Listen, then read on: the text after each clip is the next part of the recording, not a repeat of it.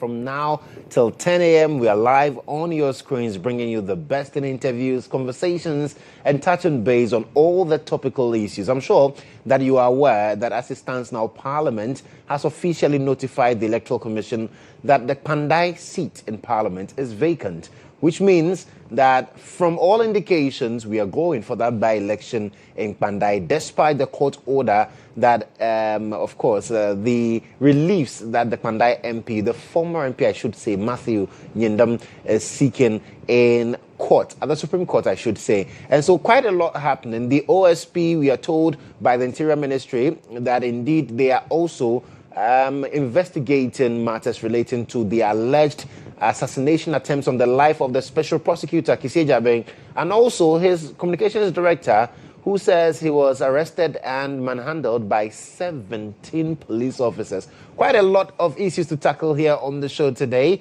But now it's time to bring you Court Today. Mutala Inusa is ready.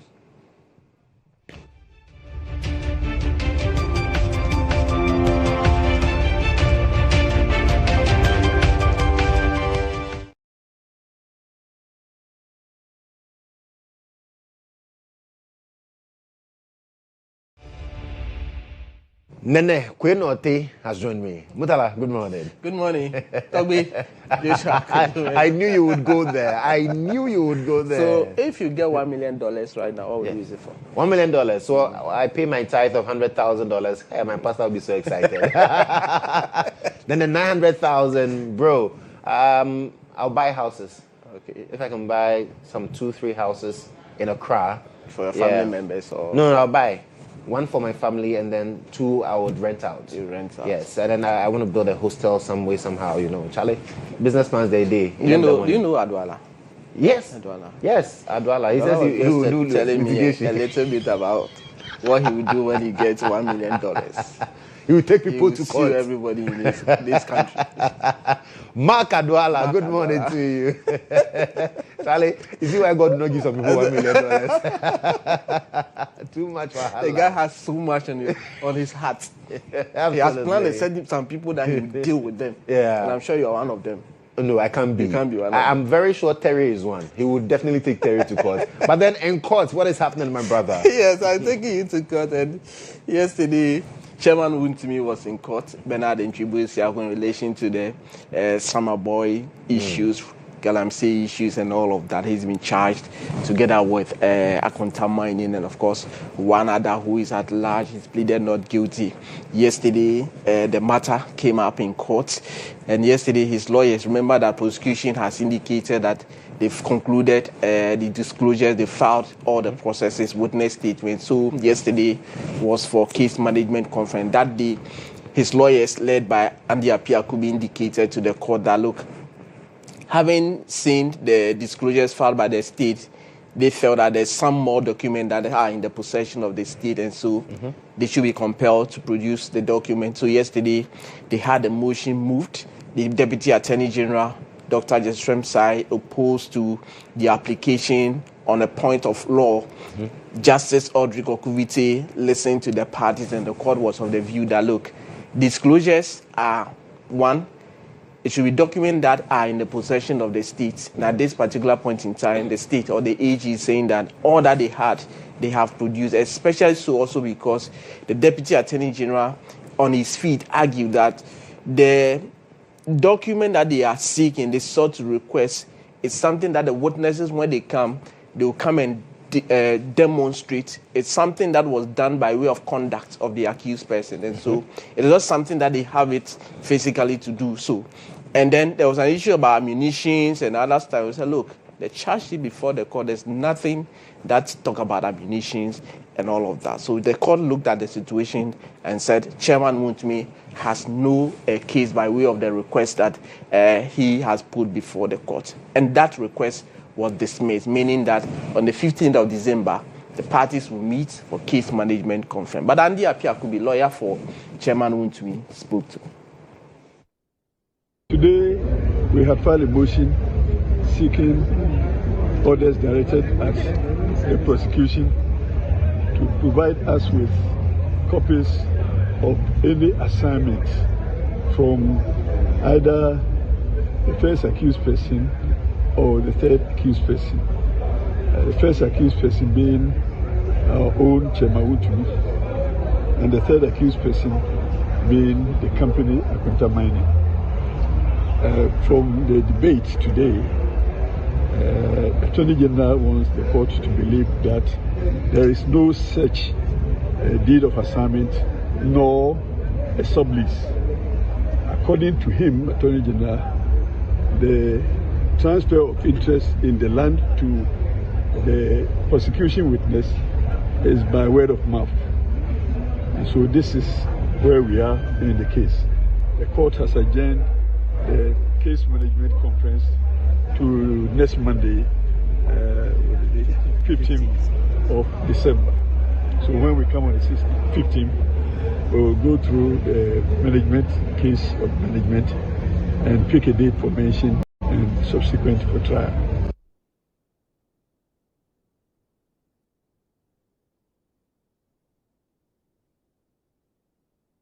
Chairman Wontumi, yes, giving us some perspective there. So in the sense of they'll have to come back again sometime next week for the case to continue from there, where case management conference will happen before Justice Audrey Kokwiti. Absolutely. But we know that the SkyTrain was also called in court as well. The case is still there? Yes, so we do know that the first prosecution witness currently is in the box facing cross-examination. So the business was to continue. Yesterday, when the matter came up before Justice Audrey Kokwiti, lawyers of the first accused person, I beg your pardon, led by Victoria Bath, yesterday she wasn't physically present. There is a motion that they have filed, and that motion is expected to be moved tomorrow.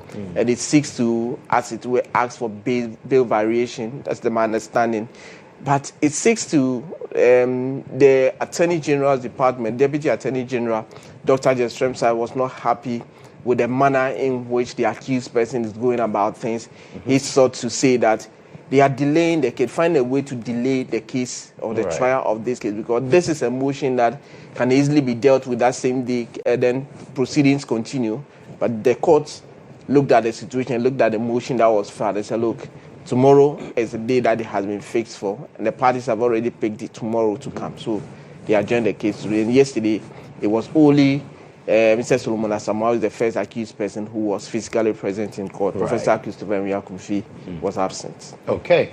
And still in court, we also do know that the former PPA boss, the Wahala, is still continuing. Yes, Ajini Mbwatiniji. So he is still in court, and this is a charge that these are charges that the OSP filed against him, and the trial is ongoing. Witnesses are testifying. Now, yesterday, prosecution led by the OSP, Amatsi, has filed a motion seeking to add an additional witness in relation to the matter, and the case, as we speak, has been adjourned to sometime in January for continuation there. So, Ajini Mbwatiniji, yesterday, he was present in court. The trial is ongoing, and this case is before Justice Marie Louise Simmons, Criminal Court 2. And so, sometime next year, if you say January, you think that it's just closer to next year. But it's still close. Right. Yes. And how about Lil Wayne and Martha Nkoma? We know the defamation case, and then how it's traveled over the last couple of years. Backstage, when I mentioned the case, I was like, this case is still the wheels of justice grind slowly. Yeah, the case is pending because as we speak, the trial has begun, or hearing has begun. Now, the audio or the video that purportedly show Lil Wayne allegedly defaming Martha Nkoma was to be played. Then Lil Wayne filed a motion at the High Court and said, look, the case should not take place in Accra. It should take place in the place of my residence and place of abode, which some section of the law makes a case for. Now, argued before the High Court, and the High Court said, no, you have no case. The trial will continue here. Hearing will be done here in Accra. Then he went to the Court of Appeal. He sought to stay of proceeding to appeal against the refusal of the request from the High Court. Now, the stay of proceedings was rejected. Now, he said, look, if the High Court is refusing my stay of proceedings, then I'm going to the Court of Appeal. Went to the Court of Appeal and remember that they didn't file the necessary processes that ought to file, so the court adjourned the case, saying that yesterday they appeared before the 3-member panel of the Court of Appeal presided over by Justice Anthony Opon, and the decision is that GHOne has no case. The court is saying that the request for stay of proceedings has no merit. He has not demonstrated why the court should stay proceedings at the High Court. So what it means is that now GHOne will then have to come back to the High Court for the hearing in relation to the 5 million damages that is being sought by Mensah and Kuma in relation to the defamation action. You know, this matter has become, I don't know, it started, the parties at the point in time decided to go out of court settlement. They have agreed. I think some way, somehow, they've managed to drag this. Amazing. I don't know. Well, like you said, the rules of justice. No, the parties own their own issues, so they will have to decide. If depending on which way you decide. So, like I see it as a drag, but they do not see it as a drag. No. Adwala says when you get 1 million, you start suing people. You start suing people, and you have also shown how you expend that 1 million. Yes, fast. You pay tithes, 100,000. Yes, how much will you give me? We'll talk about that, especially when we look at what is to come in court. What are we to expect? National Signals Bureau, Governor Edu Buahin, the wife Angela J. Boateng today, this morning, the trial is resuming. The second prosecution witness is in the witness board. Madam Ruby Adumwa is in the witness board and it's expected to face further cross-examination from lawyers of the accused persons led by Samuel Atacha. In this case, is before Justice John Eugene Nyante, Deputy Attorney General Dr. Jetrem Sai, is the lead. State that this Deputy Attorney General is the one leading the prosecution of this case in relation to that. So we expect that to also come up today. And then Mustafa Hamid, we are told, this also has to, the OSP versus Mustafa Hamid case also has to. Yes. Expect that today? Yes. So OSP Mustafa Hamid, national former NPA boss, they are in court in relation to these charges and all of that. 9 others, including 3 legal entities, companies. And we call them legal entities. Abuchi says, Charlie, the case is bogus. You see him in white and all of that. Yeah, he said this case. Yeah, forget it. In the words that Kodjo Mensah used. Yeah. So he will be responding to the charges this morning before the criminal court. Remember that the last court sitting when the case was called, what the OSP prosecutors told the court was that the case has been moved from the criminal court 3 to criminal court 4, so they will need to come today, withdraw the one before the criminal court 3, right? Then they go to the criminal court 4. So this morning, Abuchi is expected in court. And finally, Charles BC is also going to be appearing in court today. Yes, today it looks like the OSP is busy. He's busy. Yeah, he's busy. Fantastic. So this morning, Charles BC is expected in court. The reason is that the special prosecutor wants their witness. They say that he is an undercover investigator who works with ANAS, Taga IPI. They want his testimony taken in camera, in private. The accused person also saying lie. Before show face. So this morning, Justice Rodrick Okubite will have to make a ruling as to whether the witness should testify in camera or should sit in open court. It's a busy day for you, Mutala. I don't envy you at all. But thank you so much for bringing us court today. That's Mutala Kwenote Inusa bringing us court today. We'll be right back with the breakfast review segment right after this.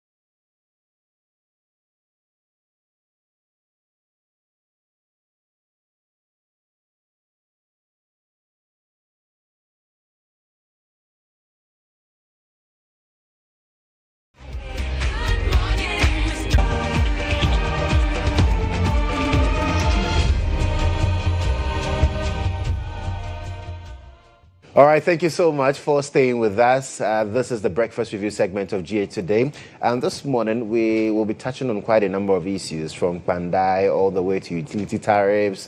We'll be looking at Parliament, OSP, brouhaha, investigations into attempted assassinations as alleged, and many more. My guest this morning, Frank Efriye, is Member of Parliament for Afajato South, and he's here with the former MP for Doma West, Ali Maiga Halidu. He's also a private legal practitioner. Gentlemen, good morning. Good morning, bro. Good morning. I hope all is well. By the special grace of God. Fantastic. Ali, it's my first time meeting you. Yeah, me too. Nice to have you in the studios this Nice morning. having you too.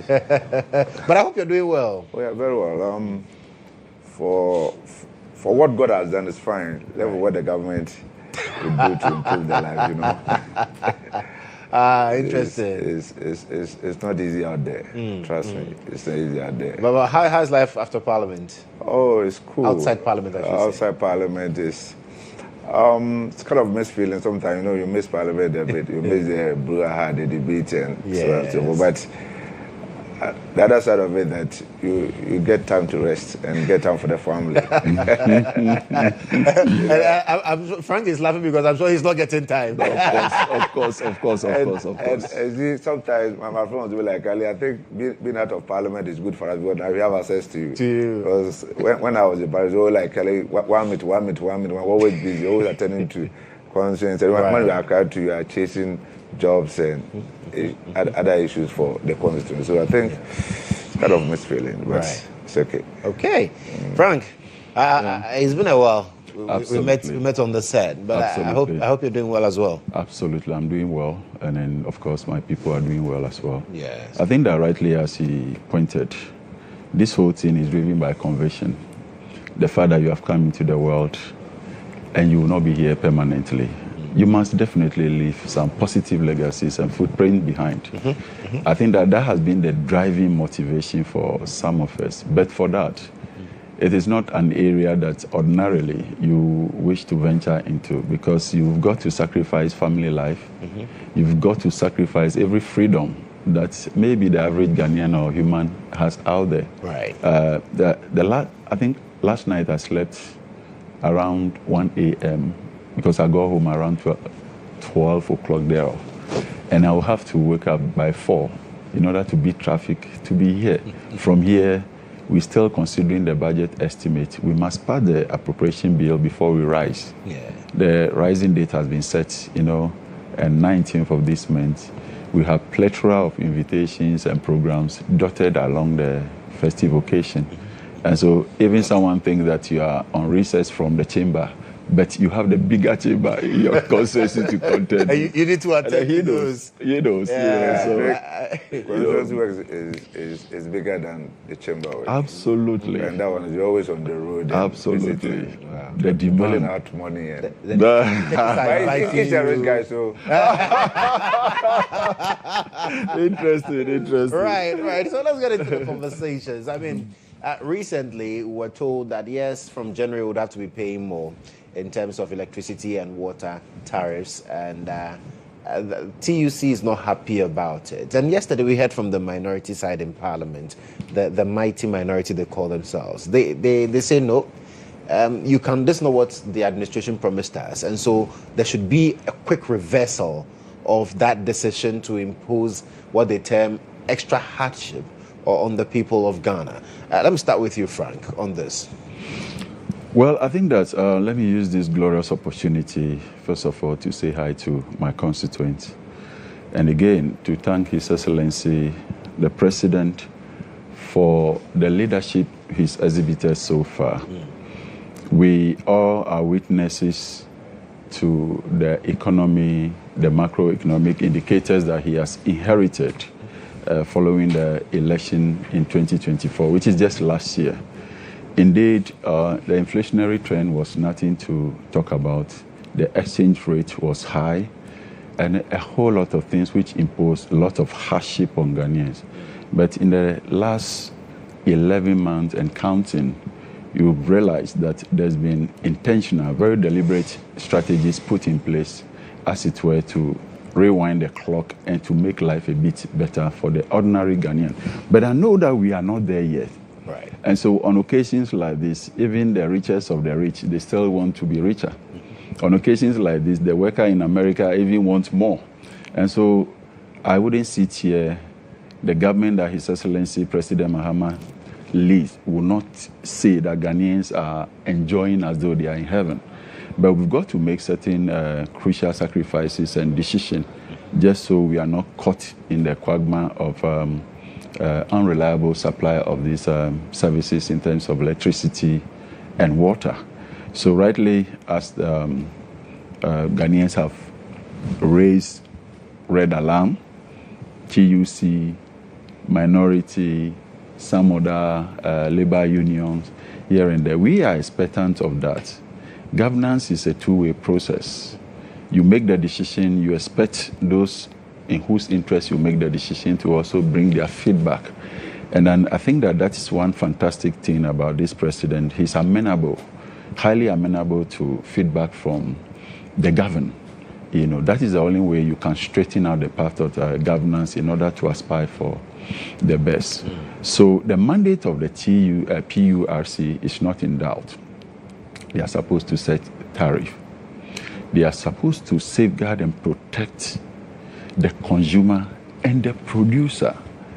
And so essentially, their mandate is to cut a fine balance between ensuring sustainable quality service to the consumer as protecting the producer of that service as well. The service producers also want and they need sustainable and reliable funding, retooling, all the time in order to guarantee that the service that we enjoy will not be truncated. Indeed, anytime there is doing so, we all know that the cost of production, particularly in both the private and then public sector, goes high. Because you've got to fuel your plants, you've got to fuel your generator, and it's not the same as, the regular supply that we enjoy. And so the PURC, for some time now, has tended to be futuristic. Right. Essentially projecting into the future by coming out with what they call multi-year tariff adjustment. It's just a forecast to say that we expect that in the next 5 years, this is how the global situation will look like. We must work at it just so that when there are shocks, we are able to provide the needed shock absorbers before we get there. And so they have announced that they project 9.86 hikes for electricity and for water a bit above 15%. Indeed, this should be a worry to everybody, every Ghanaian, if you want to be fair. If you look at what the president is doing so far, being deliberately in cutting down expenditure, moderating government lifestyle in a way to save every resource for the kitty in a manner that will beat down the high cost of living that we inherited, and in a way that will polish up, nourish, the standard of living that we expect to give to the ordinary Ghanaian, pursuant to their decision to go out to vote for us. But you see, when you inherit a sector that is plagued with a lot of debt, ECG is in high debt distress. And indeed, the machine, the equipment, the tools that they use, they are subject to replacement. With time, they wear off.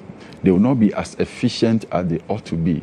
In fact, if you buy your own car today, the performance of the engine will not be as how it will perform in the next 10 years or more. And so that is how the sector operates. So the debt and the rot that we have inherited in this sector, coupled with the need to project into the future to ensure that we have a sound service delivery, that is what warranted this particular increment.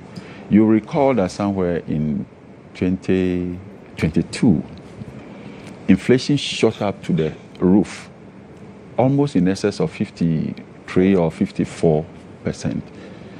Anytime there is hike or the inflationary trend shoots up, it becomes like a thief that goes directly into the pocket of the worker to take their income. At that point, the exchange rate itself was not doing well as it is today. And so if you remember, in 2022, the review that was done by PURC, I think electricity stood in excess of 27%, and then water was around 21% thereof. Ask yourself, what were the main drivers of these percentages that were announced then in 2022? I think that in my estimation, and in the estimation of anyone who is very fair to the truth or the picture, at that time, if the inflation was so high, if exchange rate was also so high, then it stands to reason that government then check on part of its responsibility. And it's the reason that the increment went as high as that time. And so if the worker of yesterday, was able to take that, the worker at all time material deserves the best. And I will not sit here and criticize the worker in any way. The MPP is entitled, as Ghanaians, also to criticize the government of the day. Mm-hmm. But when you want to criticize, you must mount that criticism on moral ground. You think they don't have the moral right? What is the moral right? The reversal of the tariff? If under your tenure or your governance or your leadership, when you were in power, you couldn't manage the economy and inflation shot up to the roof to the point that it got to 54%. It means that the workers' money, about 54% of it is already eroded by the rate at which prices were increasing on the market. And so if at that time you find it convenient, you find it useful, in order to guarantee sustainable supply of power and water, to increase electricity to 27% for the next 5 years, and water in excess of 21%. If today electricity is increased or projected to increase in the next 5 years by less than 10% compared to your 27%, then why are you mocking the ordinary worker by crying more than the bereaved? I mean, why? I think that for me is the basis of this whole thing, that the worker is entitled to raise red flag because they have ceded their citizenship in a way to the governing class that manage our resources, conduct the state of affairs in a manner that benefits all of us. And so for them, it's just like your daughter or your son. They don't care how much you take as your salary. If they need their book, you must give it to them. If they need their school fee, you must give it to them. Mm-hmm. If they need their Christmas shoe, you must buy it for them. That is the relationship between government and the workers of this country. Right. And we sympathize with them at all time material. But if you are a father that, in quote, excuse my words for lack of a better word, that is responsible, you tell your son that I'll get your book for you, I'll pay your school fees, but manage this shoe I bought for you the last time for your Christmas, so that next year when things improve a bit, I'll buy you a new shoe. Mm-hmm. And so you look at how government is meticulously working this part in order to ensure that there is the balancing effect, that there will not be doomsday, that sustainable water supply will be ongoing. You know, the ravaging effect of the Galamsey menace is also partly responsible for the 15.92% projected, in water. Clearly, you realize that government has come in with a ferocious fight against the Galamsey menace.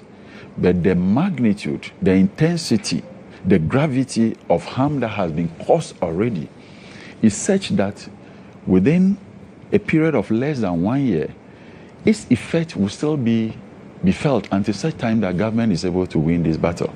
And so the turbidity level of water, the fact that rivers are drying up due to destruction of forest cover and erosion of sand and others into rivers. And so all this is increasing the cost of production of, water. Right. And so rightly as, projected, you will see this. But I guarantee that the people of Ghana should have faith in His Excellency John Dramani Mahama. Pretty soon he's going to win the battle or scale down considerably the ravaging effect and consequence of Galamsey. And so if that also has a rippling effect in the disturbances that the Ghana Water Company is facing now, then I believe that the cost of processing water will also come down. And with the management of the macroeconomic indicators, there will not be any reason and justification for the hikes to be implemented as they've been projected. Okay. Ali, so he believes that, in fact, and I know it's the position of the majority that the minority does not have the moral rights, because yesterday I even spoke to a leading member of the NDC as well on State of Affairs last night. He says, well, he is shocked that the minority is raising these concerns. Looking at your immediate past record, you don't have the right to be demanding a reversal. Before that, let me say good morning to your viewers and good morning to people of Doma and good morning to my good friend Honorable. Oh, you see, the simple answer to your question is that you do also have the moral right to increase tariffs. But when MPP increased tariffs in 2022, NDC criticized it. And in fact, they even promised that when they come, they will reduce tariffs. So if you are saying that MPP does have the moral right to criticize you now, you also have the moral right to increase it. That's a simple question. You see, Honorable, let's speak to the matter. All the justifications Honorable gave, rot, death, blah, blah, blah, blah, blah, blah. The PRC statement did not cite those justifications. And even if, let's assume that there are rots. Is a panacea to the rots an increase in tariffs? The answer is no. The answer is no. And if there are debts, there's no government in the Fourth Republic who has not inherited debt. When MPP came, we had a debt to the tune of over $2.1 billion at the energy sector. We faced the bull by the horn and set the ball rolling. That's what we expected to do. A government or a party that promised a reset in opposition cannot be in government and cite the wrongs in the supposed government to justify their actions. That is not what the people of Ghana voted for. The reality is that you've given workers 9% increase. Yes, in their base pay. In their base pay. And if increased tariffs combine water and electricity by almost 16%. That's a reality. And it's going to have a toll on workers. That's also the reality.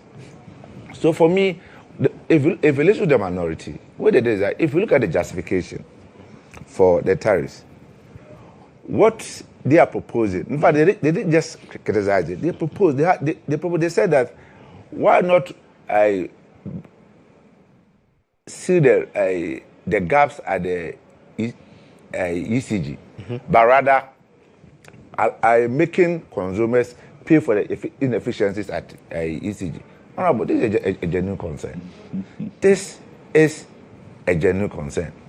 And, Honorable, I beg to differ on this matter of MPP had high inflation and we mismanaged the economy and blah, blah, blah. Unless you don't want to be truthful to the issues. Even President Mahama at the UN acknowledged the ravaging effect of COVID, acknowledged the ravaging effect of Ukraine war, the Russia-Ukraine war, on our economy. And if you look at MPP performance from 2017 into 2019, we were in this country, economic growth exceeding 8%, inflation was coming down, everything was coming down until boom, we had COVID. And even when we were hit by this international trend and inflation went up to 64%, the economy started stabilizing. That's what some of us are saying, that the kind of economic gains or the stability we see today it's not as a result of NDC new policies. That I've been challenging them for 12 months that they've been in government. Let them tell us one policy that they've introduced that has contributed to this stability that we are seeing. You said the gold board. Oh. The establishment of the gold board. The gold board has aggregated so much gold, we've sold so much, made so much. No. The Bank of Ghana had a program in London and they issued a statement. I don't know if it's a statement. The gold, the template was there. The gold purchasing, domestic gold purchasing program was started by the MPP. The gold for oil program was started by the MPP. And these are what they came and built on. Okay. That's fair. So it's not novel. It's not novel, that's what I'm saying. That's fair. And inflation, you didn't inherit 54% inflation. You inherited 23% inflation. And in fact, as at April last year, there was a prediction that by the end of 2025, Ghana will have a single-digit inflation. IMF predicted it. World Bank predicted it. So it's not anything new. The reality today is that the ordinary Ghanaian, the worker, is not happy because you can't give me 9% and turn around and slap me with a tariff increase of 26%. That's the reality you must deal with. That's what, for me, my proposal to the government is that they should go back to the negotiating table and probably increase the base fee, because else next year, they are telling us that it's for 5 years. Trust me, if you read the budget statement, they are going to have quarterly review of tariffs, isn't it? Yes. And in Ghana, we know, per this year, what happened in 2025 budget, when they said they were going to have a quarterly review of budget, a review of tariff, they never decrease it. For the whole of this 2025, they never decrease. So if my assumption is right, then next year, the review will mean they are going to increase it. And don't forget that we're exiting the IMF program in April. That's where the reality will dawn on us. That's why I'm saying that the structure of our economy hasn't changed much since NDC came into government. The windfall from gold and the hike in good prices, some are saying that have not been used prudently. Because if you are dumping cedis, dollars in the market to stabilize the cedi, it will take little a external shock, and then you are back to a ground zero. Right. So for me, the MPP, we have the moral right to criticize this government. In fact, that's why we are the opposition. Our duty is to put the government on its toes and to offer alternative for Ghanaians. So I disagree with anybody who is saying the MPP has no moral right because we increase the tariff. So you say, and what we saw during the MPP administration was largely also influenced by the external shocks, and that cannot be a true reflection of the governance style of the NPP at the time. Of course, yes. And it's not me who is saying it. President Mahama himself has said it, that Ghana was hit by international shocks, and that was COVID and then Ukraine. And since Kwame Nkrumah, our economic structure hasn't changed much. And that's why you always go to IMF whenever there's international external shocks. The reason some of us believe that a government that promised research shouldn't be in power and be doing what has been done, what we were doing already. You see, come, bring innovative ideas, change the structure of the economy, so that in future, when there are external shocks, Ghanaians will be protected. But what we see is the normal things that have been done. So you're not seeing a reset? There's no. My brother, have you seen a reset? You tell me. Have you seen a reset? I'm asking you a question. Have you seen a reset? I'm asking the question. Yeah. No, that's not. No, have you seen a reset? Even Honorable City hasn't seen a reset. Oh, are you sure? I tell Honorable City hasn't seen a reset. You see, if you are pumping even last month, they pumped $1.5 billion into the forest market to stabilize the dollar. I don't have anything against it.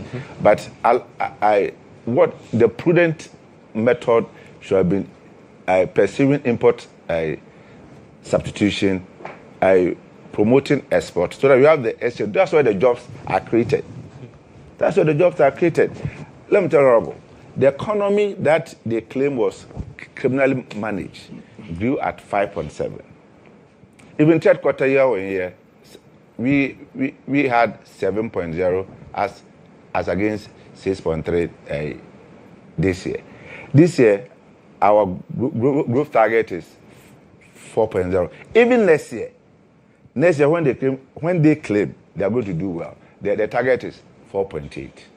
So it clearly tells you that they are not pursuing any new economic policy. Right. They are not pursuing any new economic. It's not me saying it. That's why the Ashanti regional chairman had a press conference yesterday telling them that the grassroots is putting pressure on him for jobs. But the jobs are not there. They are not getting the jobs. And that's why even their own party people are crying. So one of them came and said that, he knows. He knows that when he goes to the constituency, he knows the pressure on him. Yesterday I met, just last week, I met one NDC MP. He was all over the ministry looking for jobs for his people. And I told him, how are you going to get it? There are no jobs. Go and create the jobs. That's what you promise the Ghanaian. Go and implement your, what is it? Is that a 24-hour economy? Yes, a 24-hour economy. 133. Yes. But they told us that I think my brother, Sammy Jamfi, Sammy Jamfi told us that even chief directors at the ministries will be 3. Chief directors at the ministries will be 3. This is what Ghanaians want to see. And so, in your estimation, what they promise is not what they are delivering. Exactly. And he says you're not feeling the reset as well. There's been no reset in regards to the governance style of the NDC. No, I think that we must pay fidelity to the truth. To the current position. My honorable friend seated here is certainly from a municipality, isn't it? No, it's a district. District. Nkraza what? Doma West. Doma West. Within the 8-year period that the MPP was in power, please let him tell you how much common fund allocation his district had. Today, within a matter of 11 months, let him again tell you how much they got. The sweetness of the pudding lies in the eating. Clearly, let me cite one municipality, Oforikrom. I am on the Local Government and Rural Development Committee of Parliament. He has been an MP before, so he's my senior effectively. So he knows all this. Oforikrom, when they appeared before my committee, in less than 1 year, John Mahama gave them close to 12 million Ghana cedis. In the last 8 years, the maximum they could have in a year was less than 2 million. This is not about Frank or Mahama saying this. This is the research speaking. And these monies have strategically been pegged to projects and programs that will bring relief to the people. His Excellency says that, look, I am not trying to remote control the local governance process, but you can't tell me that those at the base do not need quality health facility. And so every MDC or the MDA try as much as possible to build a minimum of 2 cheap compound or clinic or health facilities. Endeavor to embark on water projects for the people to get quality, clean water, not maggot and termite infested water, quality water to give them life. And so when my senior says that they are not feeling the reset, I am sure his gates and his walls are so tall. Certainly the reset agenda is in full flight. And you just need to give benefit of the doubt to government that this is a government that has been in place for less than 1 year. And they have come this far. Indeed, there has never been any government that has not had challenges. And I agree with him that the 54% inflation I talk about, I was categorical. I said in 2022. Yes. You heard me right. Yes. So before they handed power, it was 23. So he's right. But the reality is that when His Excellency John Dramani Mahama was in power, chapter 1, you know, he knows, I know, that we had a strong and difficult energy issue. And a lot of companies and institutions had biting experiences, and which led to some job difficulties. But how did Mahama navigate this process? Inflation never shot up to 30% even. And so your real strength as a government is not when all is well. Your real strength will be established when you come eyeball to eyeball with difficulties. And how you're able to navigate that path. That is what tells your strength. Okay. And so clearly, we have come into power. And I'm so excited that you reminded him that the goal for oil did not do anything. No. We never saw any change at the pump. Honorable, it did not yield any significant impact. Today, the gold board, as established under His Excellency John Dramani Mahama, is yielding dividend beyond expectation. And it's one of the classical foundations to the positive macroeconomic indicator. In addition to a very intentional decision to cut down costs. If you don't generate much, try to cut down the little you have. Okay. His Excellency, former President Akufo-Addo was ruling this country with over 120 ministers. Tell me it's false. That was true. Over 125 ministers. Today, the reality is that the job that 125 people couldn't do, less than 60, they are performing miracles. And so when you come to parliament and everywhere we say Atu is forcing, it is true. The evidence is there for them to see. Right. So that is about this governance process. And I'm excited that he is enjoying, everybody is enjoying, and we are all expecting that it will get better. We'll get there. Okay. So the least we expect from them is for them to cooperate with us. Let me give you the last word. Honorable, you see, when you promise a reset, the impression is that you are coming in with different, innovative, and growth-targeted ideas. That's what some of us, the impression we give.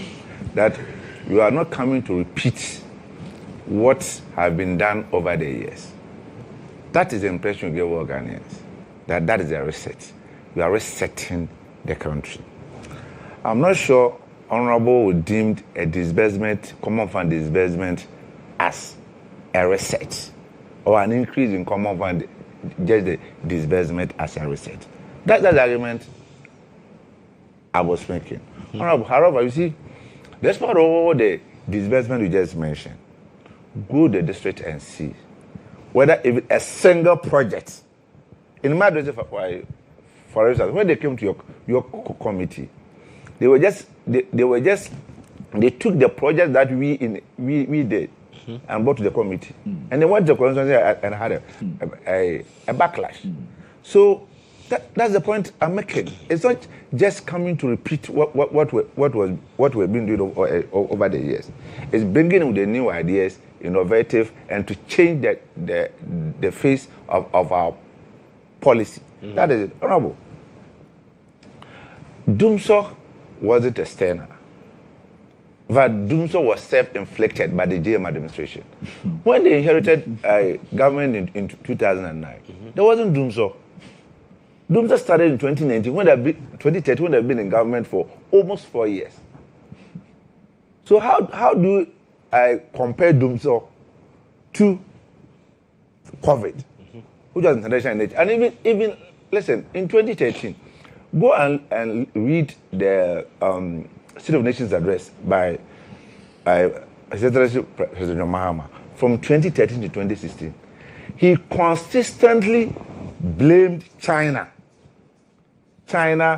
for the hardship then, because he claimed China wasn't doing well. If China alone could cause a problem in Ghana, how much more the whole world in 2022? And even the Honorable, Me, that's why I tell Gary, I'm not surprised about what we are seeing. In 2030, from 2030 to 2016, we never had a growth above 3% in this country. The highest we had was 2015, 3.1, 2.0, 2.1, 3.1, 2.0. For the entire four years of GHOne. So what I'm seeing today, I'm not surprised. Oh, no, but let me tell you this.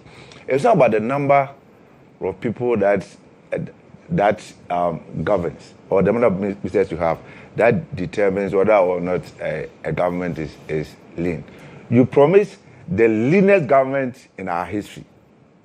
But in your 2025 budget alone, Honorable, Akufo-Addo in 2024 governed this country with 256 billion cedis. In 2025, a party that promised lean government governed this country with 296 billion.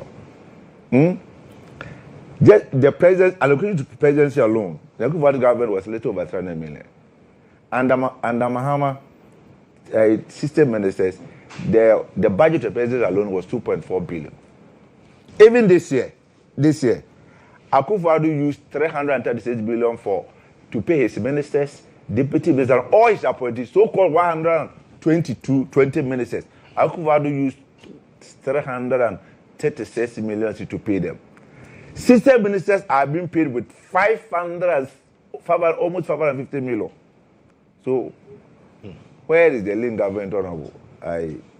You promise. And then they cut down costs or cutting down the expenditure. But it's not true. It's not true. I said what I've just said. If the revenue is not there, how do you spend? Right. How do you spend? If the money is not there, how do you spend? In 2028 budget, remember Honorable Atto-Forson promised that they are going to increase the percentage tax revenue to GDP from 16% to 18%. Because MPP, we did 16% in 2024. That he was going to increase it to 18%. Guess what? This year's budget, they've done 11%.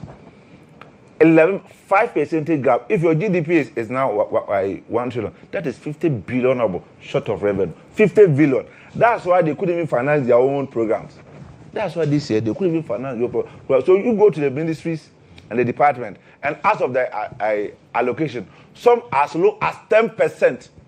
Some as low as 10%. So honorable, it's not about you are cutting down expenditure. The money is just not there. So there's nothing to spend. There's nothing to spend. Right. The revenues are not performing. So let me learn. It's not just a matter of we are being disciplined. Right. It's the fact that the money is not there. It's like what they say, who needs to go on Pemba to wait if you don't have money. So it's the money they don't have. It's the money they don't have. It's not about prudent spending. It's not about prudent spending. Okay, right. That's why I said, if this next year, I keep on talking about next year. You see, some of us are saying that. That's why now they are targeting that's why we are targeting the Heritage Fund. Now they want to go. The revenue is performing. They want to go to the Heritage Fund and pick $2 billion and come and spend. Whatever. Next year is going to be there. I don't know why. Because we are just in the IMF program next year. We've already spent the cash. And we'll be on our own. So if we don't rake in the revenue, we cannot finance it. But let me tell you, 1 year, 12 months is enough. Akufo-Addo implemented free SHS in the first 9 months, isn't it? September 2017, Akufo-Addo implemented free SHS, the biggest social intervention policy in our history. Your flagship program was 133, 24-hour economy. Yes. 12 months down the line. It's a futuristic 12 thing. months, It's not something 12 months down the line. Execute in 12 months down the line. your own supporters are still crying for jobs. Your own supporters, Right. Me, We need to go for a break, though. No, just quickly. Yes, quickly, before we go for the break, we You come know, back to you. I think that if you ask him the job they created in the last 8 years, Yes. the only thing he will mention is NAPO. oh no. I'm telling you, the only thing he will mention No, is I NAPO. won't. With the greatest respect. With the let me greatest mention something respect. for Look, you. Right. see, we all know how ministers of state are paid. The terms and conditions of these current ministers was inherited based on what was negotiated before President or former President Akufo-Addo left. So when you create the impression that ministers are being paid more than they were during Akufo-Addo's term, that cannot be true.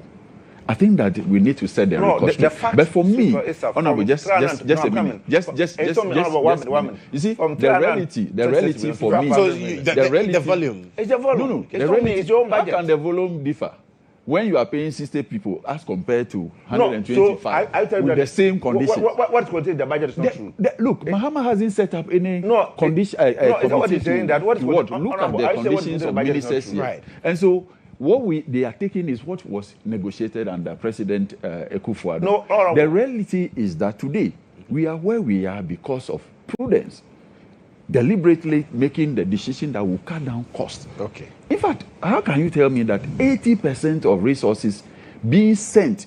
You see, the idea, the intent, the rationale, the philosophical basis of His Excellency deciding that let's send 80% of resources back to the assembly that he comes from and I come from, is that we need to cut down the rural-urban drift. The rate at which our youth are migrating in search for job and better condition. We need to cut it down. When you have better school, better healthcare, better job, you have labor in order to till the land, to produce the needed raw material that will incentivize your industry. And that is the essence of the 24-hour economy we are talking about. Look, this whole thing, if you look at it, DVLA and some other, the port and some other state institutions, they have basically started implementing at least 24-hour shift. Okay?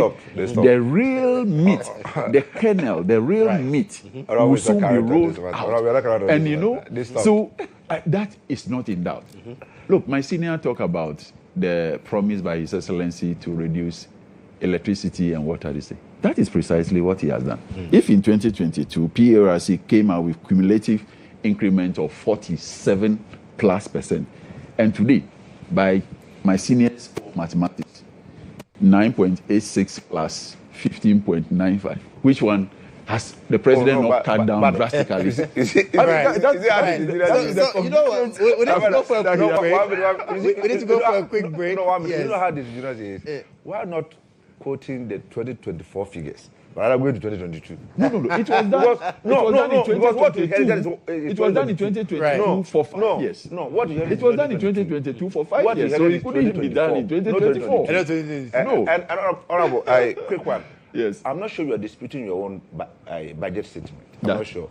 Because your budget statement, the amount allocated for salaries and emolument for government machinery is 546 million cedis.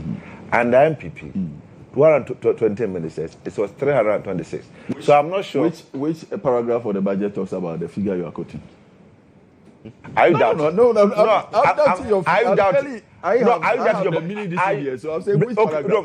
Tell me the budget. You have quoted the figure. Tell me the paragraph. You know what? We'll take a breather here, and we'll return with more right here on the Breakfast Review segment of GHOne today. Stick and stay with us.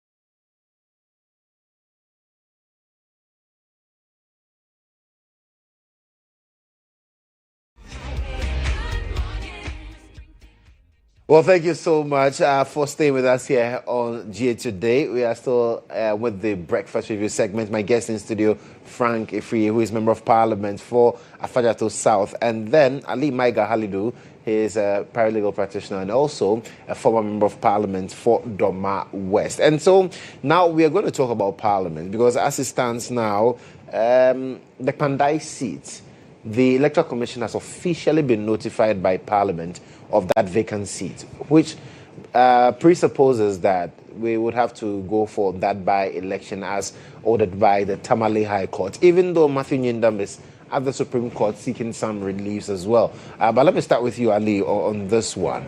Matthew Nyindam believes clearly that this is a travesty of justice. The petitioner had issues with 41 polling stations, and so why would the court order for a complete rerun of the parliamentary election in Pandai? I think I agree with Honorable Nyindam. Not because I'm from the same party as him, but because I'm also a lawyer. Right. And I know what the law says regarding some of these things. You see, I'll urge the judiciary. The executive and the parliament are mostly partisan. So our hope to safeguard our democracies is that the judiciary. That's why when there are issues, we run to them to seek redress. But if I have a judiciary who seems to be at the beck and call of the executive or the parliament, then it is worrying. If you look at the first of the case, there was an election. Yes. A coalition was being done. Then somebody saw that he was losing. However, his president was winning. So the whole thing was disrupted. Then a recoalition was done at another venue. Then he disagreed with the election and went to court. And went to go seeking certain reliefs. Yes. He had issue, as you rightly said, with 41. I've read the case, so he had issue with 41 polling stations out of 152. I don't see why. And then another one was that they had issue with the collation of their results. And the argument was that the relocation of the collation center, they were not informed. And that, according to them, that's against the law of natural justice. Because they were not there to challenge whatever was going to happen there. Then the judge agreed with them. My worry is that one, having gotten the benefit of Nanado versus John Romani the Electoral Commission, what the Supreme Court says, that if it comes to nullifying elections, they are reluctant. And the very remedies that the petitioner was seeking. Look, my brother, election is not just an event. Election is a process. You have the voting itself, then you have the counting, then you have the collation and declaration. The petitioner had no issues with the voting for the entire consensus. They had no issues with counting. Of course, with some polling stations, fine. But with the majority of the consensus, polling stations, they have no issues with voting. They have no issues with counting.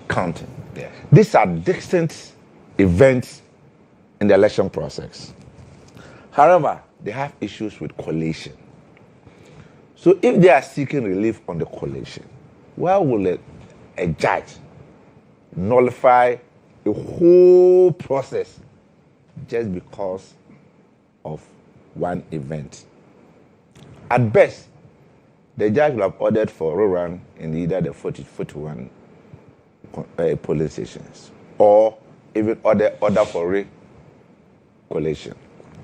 You see, what the judge had done is very dangerous to our democracy. And me as a practitioner in the political space, for me, I'm worried. You know why? This election, he's telling the candidate that if your president is losing, go and cause a commotion and it will benefit you. In fact, one principle in law that is very rife is that you are not allowed to benefit from your own mistake or crime.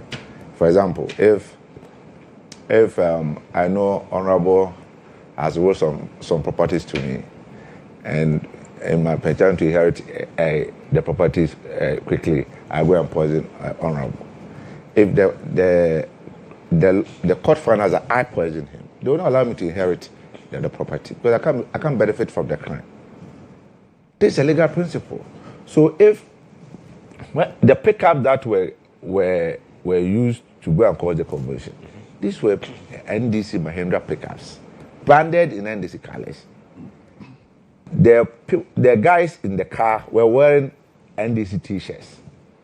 So this presupposes that these are the people, the supporters of the petitioner, who are going to cause the problem. So why then would the courts allow the petitioner to benefit from the very problem he has caused? That's what I'm saying. It's a very dangerous precedence. Right. Tomorrow, if an election is ongoing, and I know that I'm losing, and Bawumia is winning, I'll go and cause problems. I win about Bawumia wins. I also go and use the court and get the MP out and go for by-election. I don't think that's how we want our democracy to go. Right. Two, and what Parliament has done. You see, one principle in law is that you don't render an action mute. There are action in court. Windam currently is in court, seeking certiorari. If Parliament believes in the principles of law, why would they declare the seat vacant? Because it has been served by the order of the Tamale High Court. I agree, yeah. Yes. The order has been served, but the MP is in court. But they said that does not constitute a stay. No, but there's already a stay. But although the stay has not heard, that's what I'm saying. If I file an action in court, what it means is that you don't embark on actions that would render my action in court mute.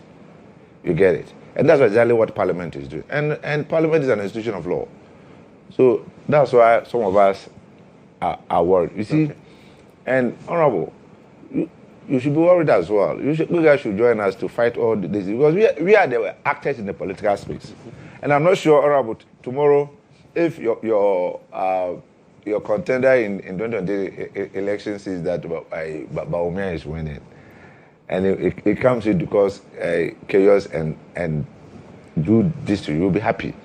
For me, you'll be happy. So for me, I think what they've done to Honorable Indam is so bad.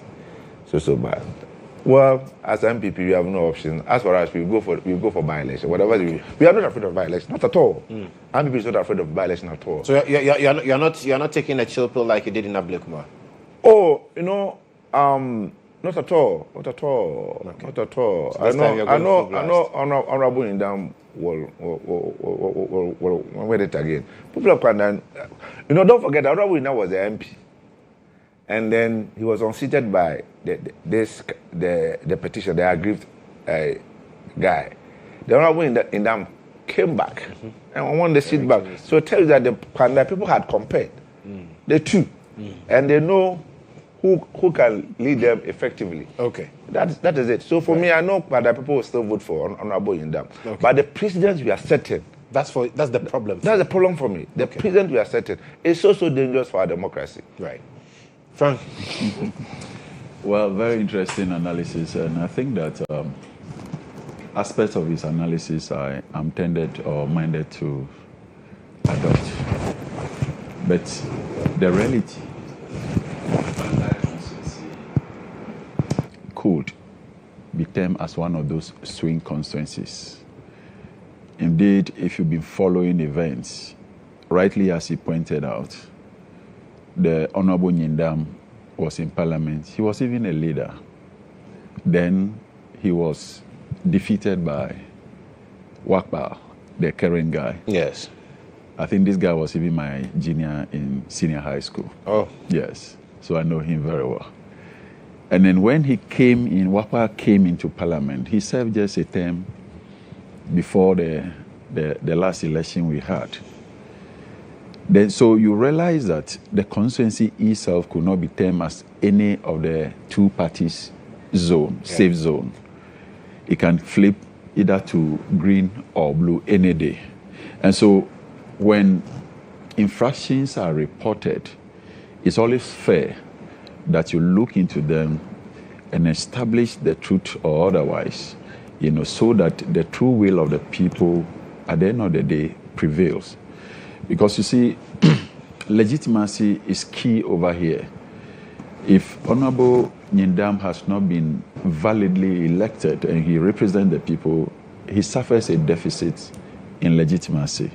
And I think that so far that is what the court tries to do. Okay. Indeed, he's my senior. He's a very good friend of mine.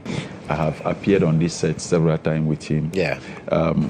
If you sympathize with him, then you cannot resist the temptation to sympathize with the other guy, because almost all of them spend the same amount of money. They endure the same amount of difficulty in a very challenging parliamentary contest. But I beg to differ respectfully with my senior that the fact that you spotted people in NDC T-shirt. And in an NDC branded pickup. NDC, how branded? How is the pickup branded? You put your opponent's poster on it, and you drove into maybe a counting center, and you caused commotion. And that is enough to say that the NDC has engineered. Indeed, the signal we got nationwide was that John Mahama has won and that the NDC has won significant amount of parliamentary seats. And so I have never seen a situation where someone who knows that he's on the way to victory, he's cruising to victory, will now tend to go and disrupt the same process. It is rather the opposite. If you know you are losing, then you like to spoil the game. Mahama was winning decisively. And in this whole game, they always count the presidential first. So how could the parliamentary candidate of the NDC, parliamentary candidate of the NDC, whose presidential candidate has won decisively at the presidential side, will now mass up his party people to come and destroy the process? But you see, rightly as he created the impression, during the voting process, even if you are able to register some infractions, the best time they reflect more is during the sorting and counting. And so you are unable to tell the extent of overvoting until maybe sometime they finish counting. And so it's not surprising that these issues were raised, the red flags were raised during the counting process. And then even if they were detected during the voting process, you had very little to do. You can only document them and raise these issues at the end of the process, or at best proceed to the court as he has done. And so the impression being created that, look, why has he waited until during sorting and counting and then he raised all these issues? I think that for me, that was the most appropriate platform and timing for him to raise the issues. And so if out of 170 something and then 41, 42. 152. 152. Then 41 were the polling stations that the petitioner had challenges with. Yes. And he has raised issues. Which issues the court find basis, legal and commonsensical basis, that they should not have happened. Indeed, even if it's one polling station, it must the integrity, the purity of the electoral process. And so my point is that every variable in this particular constituency is being held constant. The two candidates have spent almost the same quantum of money. The two candidates are still alive. The two candidates still have their parties rallying behind them. And so the courts, they are always a chamber that administers justice in a manner that makes democracy to thrive. So the court is saying that, yes, there are major infractions in these 41 polling stations, but we think that to a greater extent, they have compromised the purity of the electoral process. And in order to set the record straight, let us go back to base so that you rerun this whole thing under strict supervision so that at least there is no doubt. I think that if you are ready for 41 polling stations, why will you not be ready for the overall 150-something polling stations? Right. If you are ready for 41, what makes it difficult not to be ready for 152? That for me is the issue. Okay. So that tomorrow, if it's Wakpa or Honorable Nyindam that returns, the whole House will say that, yes, this is the verdict, in fact, the unchallenged verdict of the entirety of the Pandai constituency. Okay. For me, I think that is what seals this whole thing. And if you look at the posture of the Speaker, I think all of us must applaud him. After the verdict of the court came, the next day, it was the case that Honorable Nyindam came into the chamber. Yeah. We were even doing our debate on the, or opinions on the... In fact, he was able budget. to speak. Absolutely. And then we, on the other side, attempted to resist. And the Speaker called that, look, that whole thing to be put on ice. The next time he came, he gave his ruling. And he said that the man has validly used his appellate powers. Indeed, he, as a citizen of the land, if High Court gives a ruling that you are dissatisfied with, you have the option to go to appeal in the Supreme Court or whichever higher court. And he has exercised or chosen and exercised that option. So Speaker's point is that within a period of 7 days, the man still has the opportunity to partake in parliamentary duties. Which expired on the 1st of December. Absolutely. However, he proceeded a notch further by saying that it is not the case that all activities and operations in the House could be put on ice or could be frozen simply until the time that the decision of the court on the appeal will be out.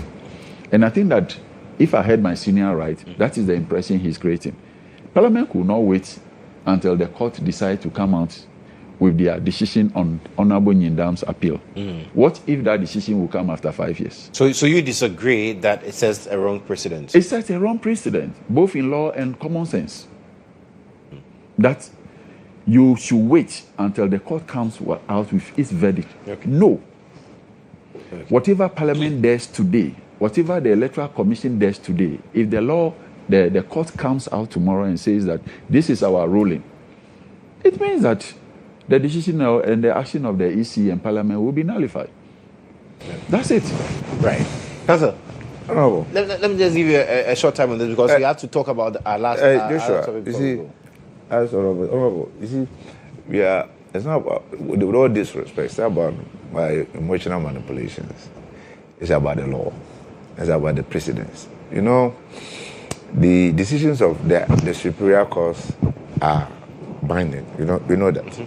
That's what I'm saying. The judgment sets a very dangerous precedent for our democracy. And political actors must not condone it at all. Honorable created an impression that it is the opposition rather that can cause chaos. Honorable, that's not true. If you look at what happened in 2024 election, after the NDC saw that Jomama was winning, it's not just in Pandai. You saw it in Abdekuma. You saw that one in Okakri Central. You saw that one in Abuja Post Constituency, Damango. In so many constituencies, we saw it. When the NDC has masked people to disrupt the parliamentary process because they know Jomama was winning, so let's forcefully take over the party. Even in Tama. So what happened with the... is that Tama? What is it? Tama is. This will happen there. So it's not true that it was opposition rather that was causing the chaos. Honorable, the pickup that carried the trucks into the collection center were the very pickup that the MP and used for his campaign, and it wasn't branded by just posters. So, honorable, sticker branded, had John Mahama and the MP speak. And in fact, if you need, where's the evidence? I'm coming. If you watch, if you look at the evidence that the videos that were shown by the petitioner during the cross examination, when the lawyers seek to portray a picture that the MP wasn't part of people who caused the chaos, because it was the case of the defendant that it was the case of the defendant that the petitioner and her supporters. So the lawyers seek to argue that the petitioner wasn't part of the people who caused the mayhem. The mayhem. If you watch the video, you could see that although the MP wasn't part of the people who was causing them, but the MP was present. While his supporters were causing the issues. So, but these are the facts, and these are the and the MP you're referring to is Nindamo. No, the MP was referring to the former MP. No, but he was MP. No, but he was MP. No, the election was MP. Okay. That's why the case was MP. But he was MP. That's why even his lawyers were referring to him as the MP. Okay. You get it now. Sure. So for me, that's what I'm saying. It's a dangerous precedent that the High Court judge has set for us. And you see, next year's election is going to be bloody because of this case. Oh, it's going to be bloody because if I see that my presidential candidate is winning and I can cause trouble, I'll cause trouble. So I know that I can get the MP out if I cause the trouble. Okay. That's what I'm saying. The political actors should not condemn. Honorable, on the matter of sexual at the So if you can just land on that for me. I think even Parliament is aware. Parliament is aware. Supreme Court will sit on the matter soon. How long will it take for Supreme Court to determine a sexual right? You and I cannot tell. Oh, we know Supreme Court will not take more than even 3 months. But it's taking more than 3 months. More than 3 months. Wait, so can't Parliament wait? Can't Parliament wait? Is there any? You see, why the haste to go around the election when there are applications? Honorable in that is at the Supreme Court. There's a stay application for stay that must be heard, and then there's also another application at the Supreme Court. Why is Parliament in haste? Nothing bars That's Parliament why. From working. Why is the Parliament in haste? Nothing bars it from. So it was wrong for Parliament to announce the vacancy. Very wrong in law. No, you see, in law? You see. Is it wrong? Now he's talking law. Yes, but you are a lawyer. It's the law you are very person that was saying. See that? It's the law that raised supreme. The law is the law.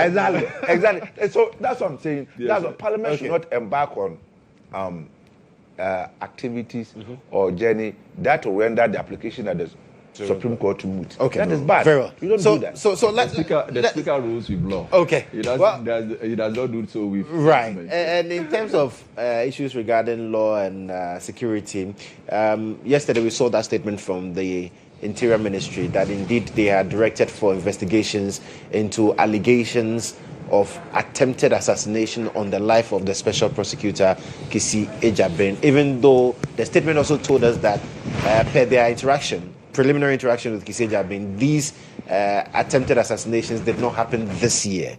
Let me start with you, Frank. Your thoughts on that, and including the fact that the Director of Communications and Strategy at the OSP, Samir Dakun, also alleges that he was apprehended and assaulted by 17 police officers. I think it's extremely intriguing. And then the OSP's office and his staff must slow down. They must hasten slowly.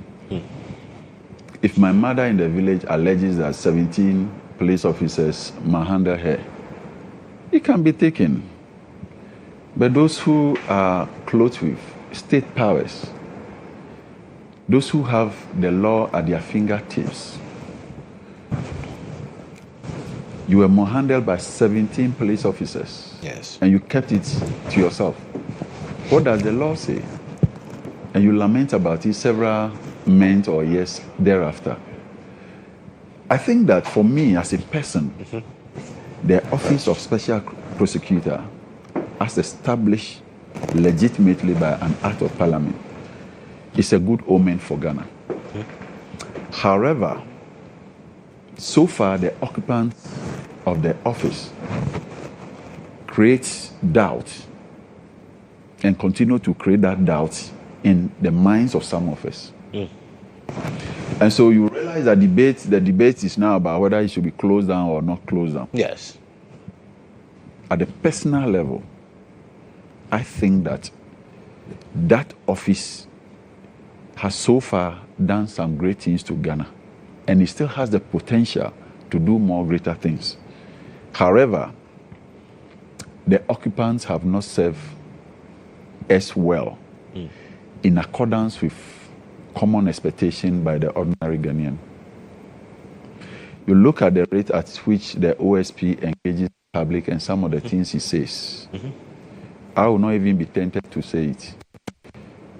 As the OSP tells us that he saw the former finance minister leaving, but he was helpless, and you join us to read the book of Lamentation, and at the end of the month you take your salary, and then we allocate so much money to your office.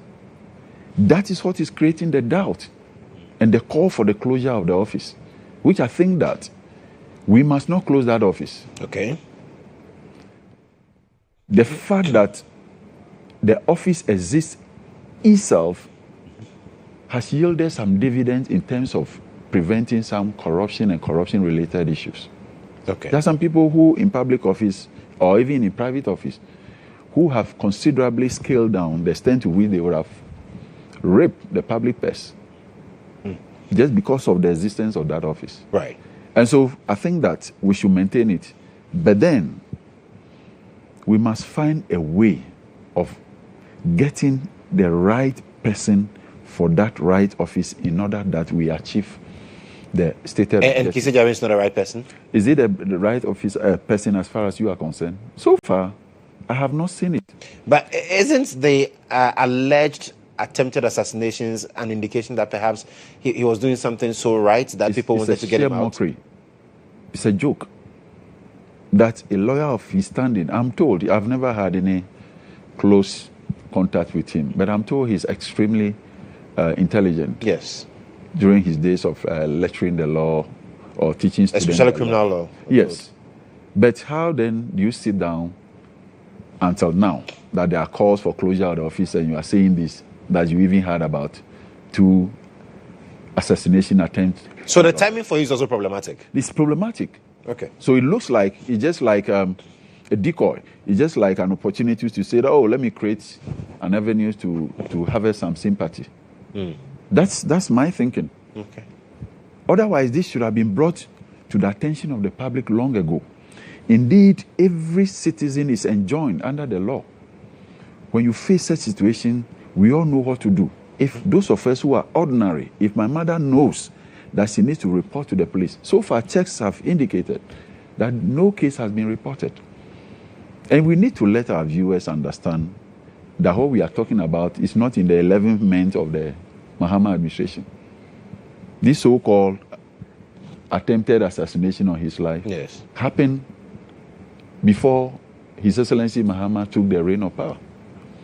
And so what was he waiting for? Gestation period? To put his docket together to report? I think that the joke is enough. Okay. And we must see some serious action. Counsel?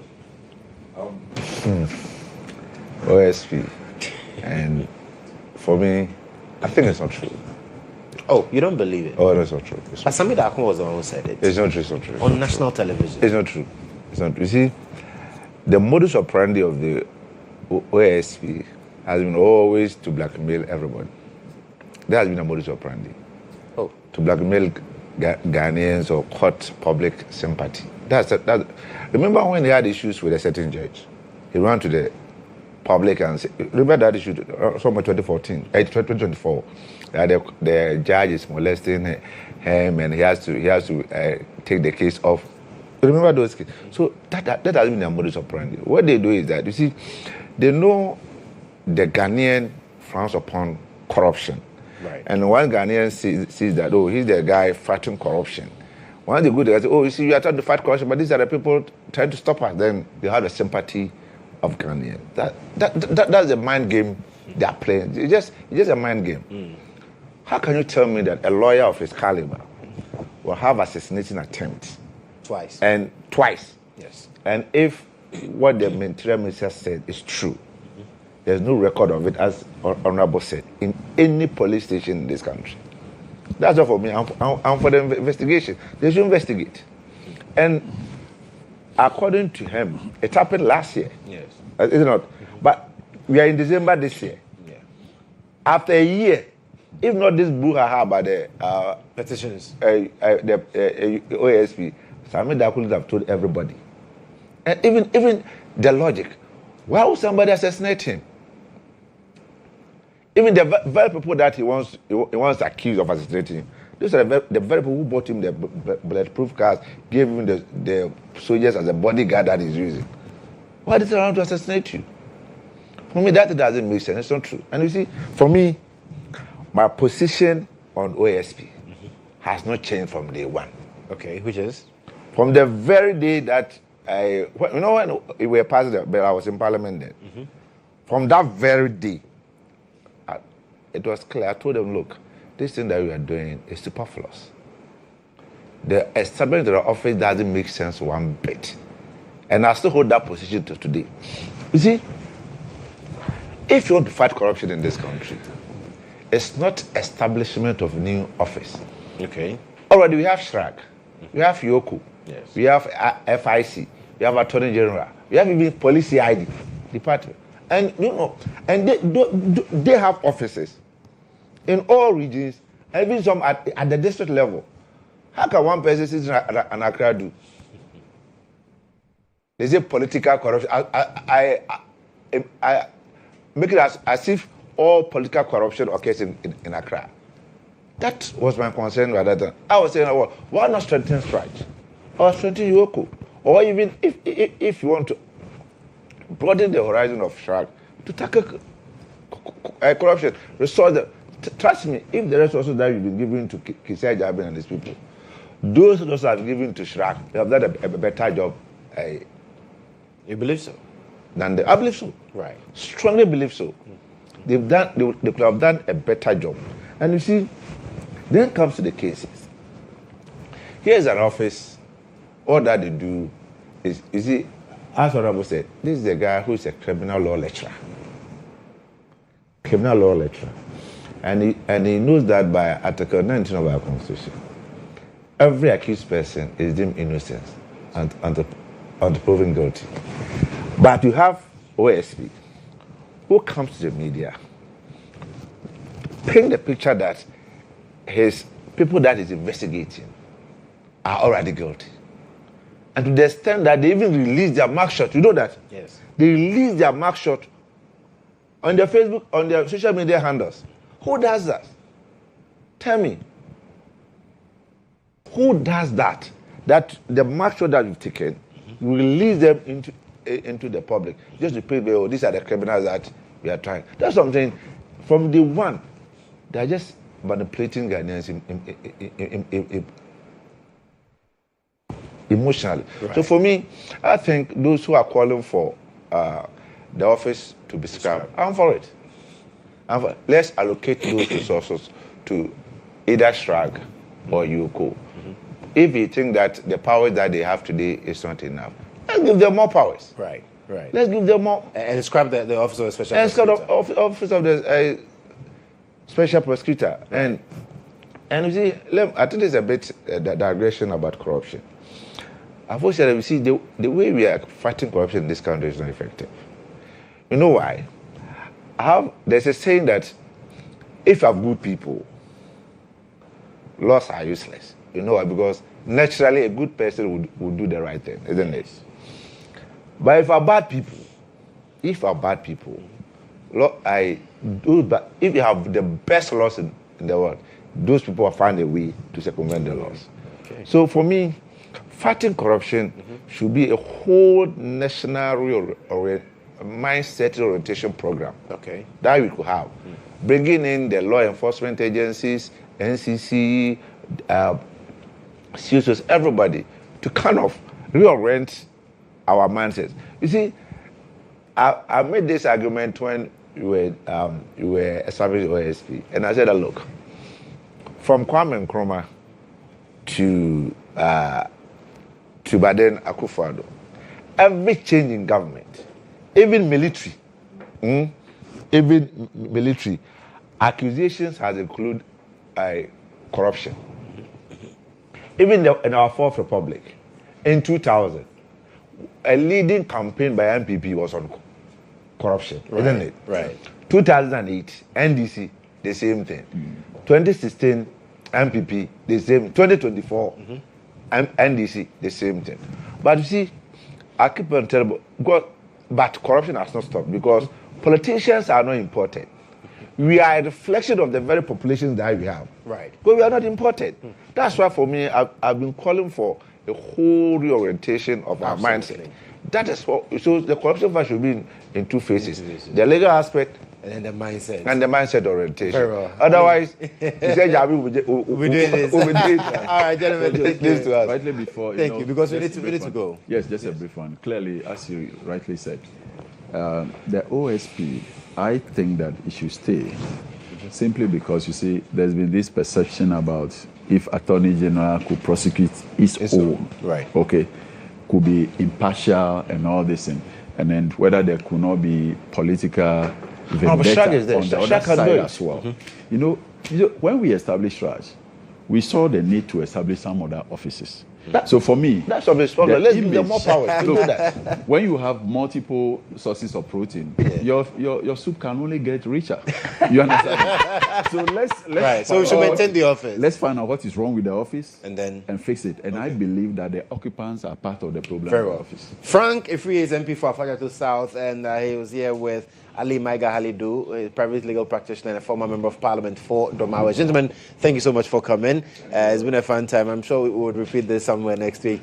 But this is still G Today here on GH1 Television. We'll be right back.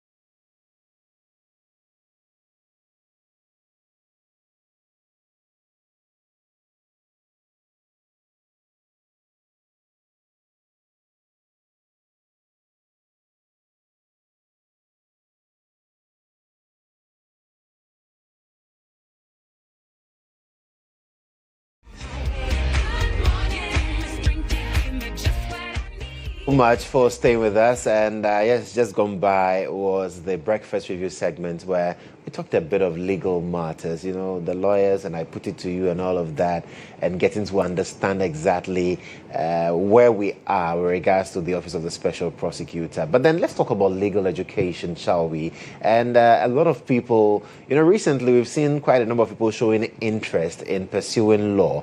But the big question is, how are you getting there? Are you getting there through the right path, or you're just, you know, joining because people are going? Well, this conversation is very critical, and you need to sit down and invite others as well to join the conversation, because I'm speaking to the rector of Mount Crest University College, Irene Ansasari Horsham, and she's also the founder of Horsham Education and Consulting Limited. Irene, welcome. Thank you very much, Joshua. How are you doing? I'm very well, thank you. I love December as a festive season. You told me about that. Yes. So we're definitely getting into the festive mood. Yeah. But then, like I said earlier, a lot of people really want to become lawyers, but then how to get there becomes a problem. And that's where Mount Crest comes in, because you have fashioned a very beautiful entry into legal education. Yes. What necessitated that? Yes, so before Mount Crest came into existence, there was really only one way to become a lawyer, and you had to essentially go through the University of Ghana or a public law faculty, and then go through the Ghana School of Law. Absolutely. Mount Crest widened access to legal education by becoming the first private institution to offer the law degree. And it was actually born out of a tragedy of the family. My late brother, Kwame Ross Ansasari, he passed away in 2002 from leukemia. And that was the year he was to start his own legal studies. Unfortunately, that tragedy opened our eyes to the need for access, because he was passionate about access for people who otherwise would not have had the chance to study law.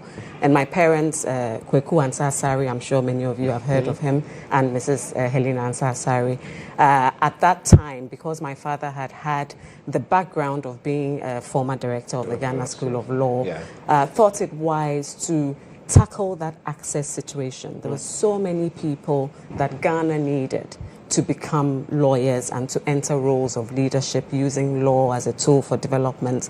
So that is why Mount Crest was born, to give a chance to people who otherwise would not have had a chance to become lawyers.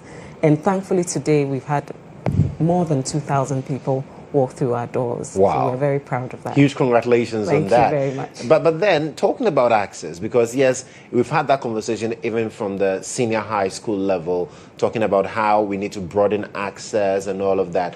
There are people who traditionally would not fit the requirements to enter. So how does Mount Crest make it possible for such people to actually get the access that hitherto they wouldn't have got? Yes, Mount Crest actually has a focus when it comes to access on two main groups. Okay. Mature students and then professionals. Then we also have the recent SHS graduates who need to have maybe a broader mindset before they actually start their university studies. So with mature students, they would not have the chance at all to study law because they wouldn't have the requisite qualifications. Yeah. So we give them that bridging program to allow them to access a law degree program. Professionals like yourself, and I hope you come into to read law, because of our busy lives, people might think we might not be able to combine work and study. But Mount Crest has come to prove that actually, if you have the commitment, you can study in the evenings, you can study at weekends. And I think we were the first to introduce that since in Nkrumah's time when he tried to do it and it didn't work out. Mount Crest brought that in. So there are many professionals who sit at really key places in government and private sector, in the health services, who have passed through Mount Crest, and they would not have had the chance to do that had we not opened it up for them. Right, so there's the weekend option there. There's also the program that bridges for those who are mature. And all of that is to ensure that they are able to live their dreams without hindrances. Exactly. So that's what we do. We take away the hindrance while ensuring excellence and quality. Yes. Interesting. You just mentioned there are people in health as well. So that presupposes that you're not only focusing on law. Talk to me about the other programs.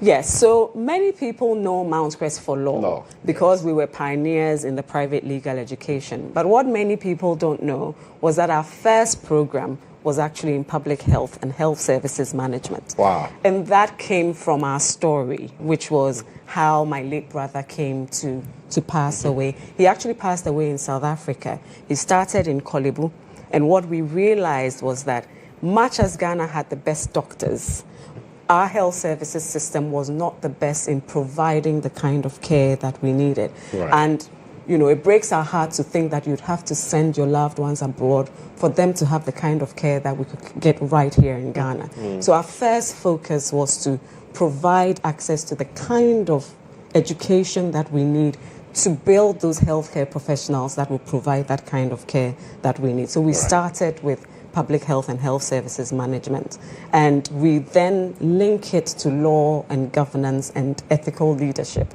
So that is what we focus on at Mount Crest. So our public health services management program is a very strong one. And then how are people welcoming that as well? Those who have passed through our doors, they love it. They're not, our faculties are actually quite small faculties because we focus on small class sizes. But in terms of the type of people who actually deliver these programs, we have the best in the country. Our public health services program was started by Dr. Samuel Ako, who was the first executive secretary for the NHIS. He was actually the brain behind the National Health Insurance Service. And then Dr. Kofi Ahmed, who was a former chief medical officer. So that's the kind of faculty that we have. And with law, of course, you know that our dean is the very strong Kweku Ansasari, visionary in his own right. So at Mount Crest, that is one thing we do. We bring to our students the best in the country to pass on that legacy. Public health, law, governance, leadership, and there's a new introduction on the block. Yes, this is actually where we are most excited. We are introducing our new School of Business and Leadership, and it's really the one to bridge all our learning. We're introducing entrepreneurship, but with a key focus on leadership and governance. Because what we found in the work that we do at Mount Crest is that what fails us as Ghanaians is weak governance systems and weak leadership. So we want to incorporate that into our program. So our programs henceforth are going to be interdisciplinary. What it means is that if you read business and leadership at Mount Crest, you also have law and governance in it. If you read health services management or public health, you also have law and governance in it. And of course, if you read law, we're going to introduce governance and leadership, ethical leadership into the programs. So that's our focus now, because that is exactly what Ghana needs right now. Because I want to find out how important this interdisciplinary approach is and what the end game is supposed to be.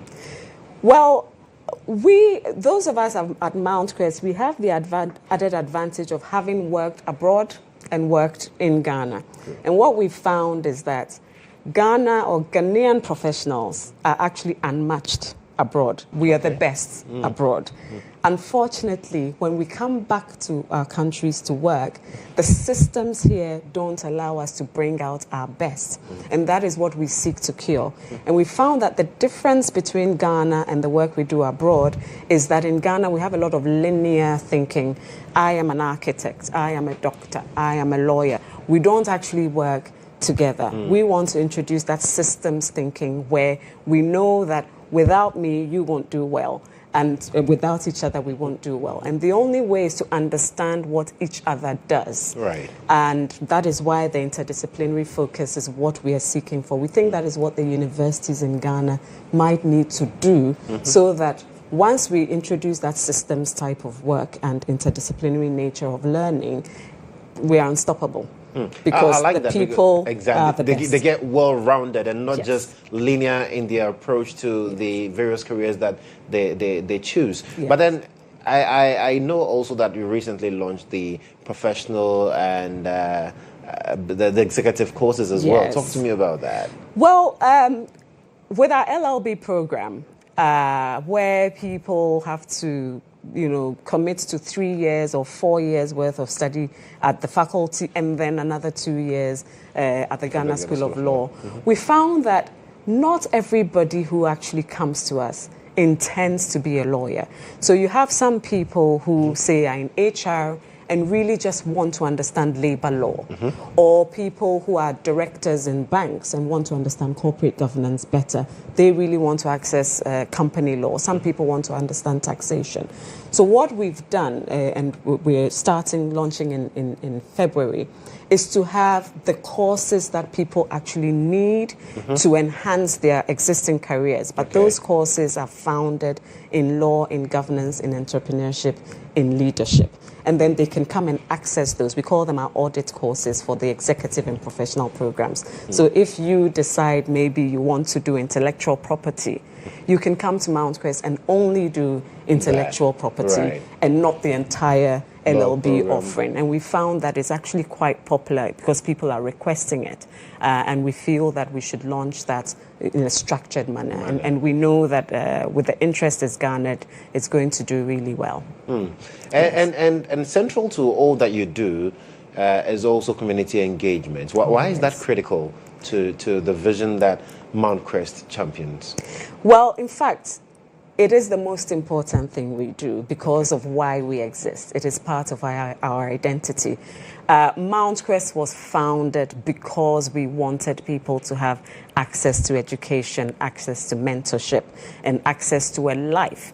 And what we found with our community engagement is that our primary way is through bursaries and scholarships. And it's usually for people who are the first in their family to go to university. It's just amazing the kind of ways that we touch families.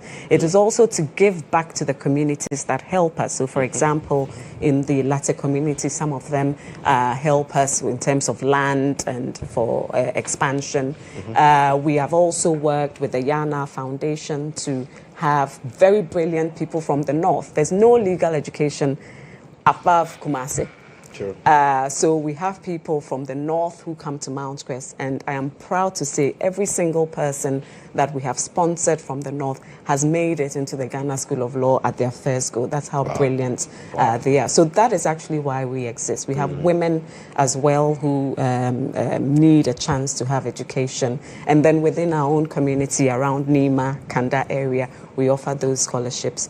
And then we work with the health as well, make sure they're healthy as well. So that is really why we exist, to bring education and health to people who otherwise would not have the opportunity. And when you see the people who you offer these things to, see them do amazingly well in their various fields, how does that make you feel? Oh, it's fantastic, and especially from a family point of view, with my parents and myself as a family, knowing that this is my late brother's legacy as well. It's quite touching because we tend not to stop there. If we even need to send them abroad, the university does that, sponsors them, they go, they come back, and they give back. So that impact is everything that we live for at Mount Crest. We love to see that. And I'm sure that translates into your foundation and bridge programs as well. Yes, certainly. In fact, that is something that is very dear to our hearts. You know that recently the SHS results were not very encouraging. Yes. But if you look into it, it's not so much that the results themselves as a whole were not encouraging. It is the key subjects, mathematics, English, science, social studies. And we find that at Mount Crest, we have applications from people who may get, say, 7 A's and a D7 in maths. They cannot read law. They cannot go to university because they had a D7 in maths. But if you look deep into it, it's not their fault that they didn't get an A in maths because they got A in everything else. Meanwhile, someone else will get, say, a C6 in everything. But just because they got a C6 in maths, they qualify to read law. Now, if you ask me to choose, and someone got an A in history, A in government, A in economics, I would pick them for a program like law. But unfortunately, the regulators don't allow us to do that.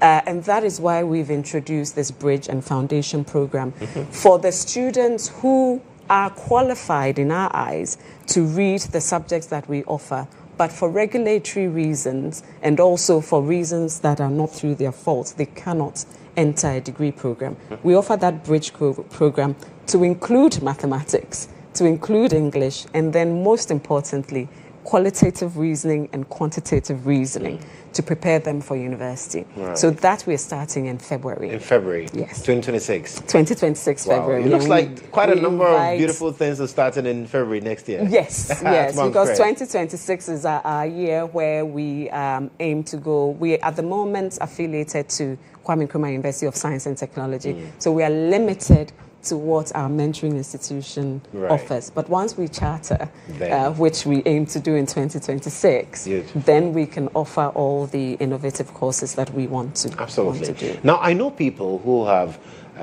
tried to get into the Ghana School of Law for years. Some way, somehow, they never pass. But then I know as well that Mount Crest has an enviable record of getting people even at the first go. What's the secret? Well, our secret is simple. It's about building strong foundations. And I think there's a misconception that people don't pass the entrance exam. No, they do pass. It's just that there's a cutoff point. So they don't make it. So I like to correct that. Yes. It's not that we are producing terrible graduates. There are people with first classes who don't get in, and that is actually regrettable for the country. But in Mount West, we concentrate so much on the foundation. And when the foundation is strong and the principles are right, no entrance exam can really shake that. And that is why we have that record. Our most recent entry, I can say that probably about 80% of the students who sat the exam from Mount Quest made it in, and we're very, very proud of our students. Wow. Yes. Huge congratulations. But then, what's the future looking like for Mount Crest? Oh, I mean, the future is bright. We are at the point where we are branching out from being known as a provider of the LLB program, and we are going into the position where we are talking about working with government, with industry, to do what we call the clinical education, so that everything we learn academically, we have applied work for our students. So our staff even are encouraged to get involved in this triple helix sort of situation, working with government, working with industry.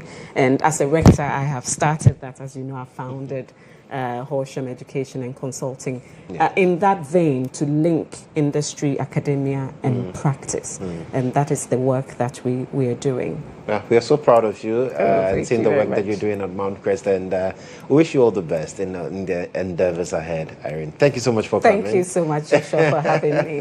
Thank you. Irene Ansah-Sari Horsham, she is the rector for Mount Crest University College and also the founder of GHOne Education and Consulting Limited, having this wonderful conversation with us this morning. But we've got more for you after this break.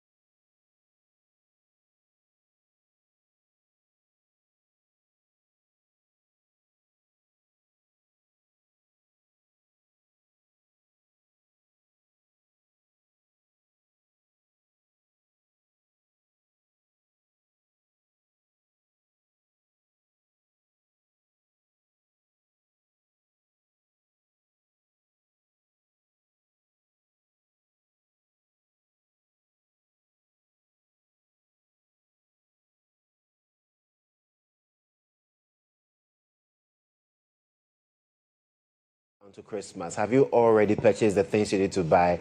Bro, you need to do it quickly, because if you don't, you will gas on you big time. And that's why Christmas came early fair. We're bringing to you a one-stop shop for all your Christmas needs and beyond. But you know what? The man who's been championing the cause here at GHOne Television, Cecil Sovereign, has joined me. Cecil, how are you doing? I'm well, man. I've seen green in there, which means you're ready for Christmas.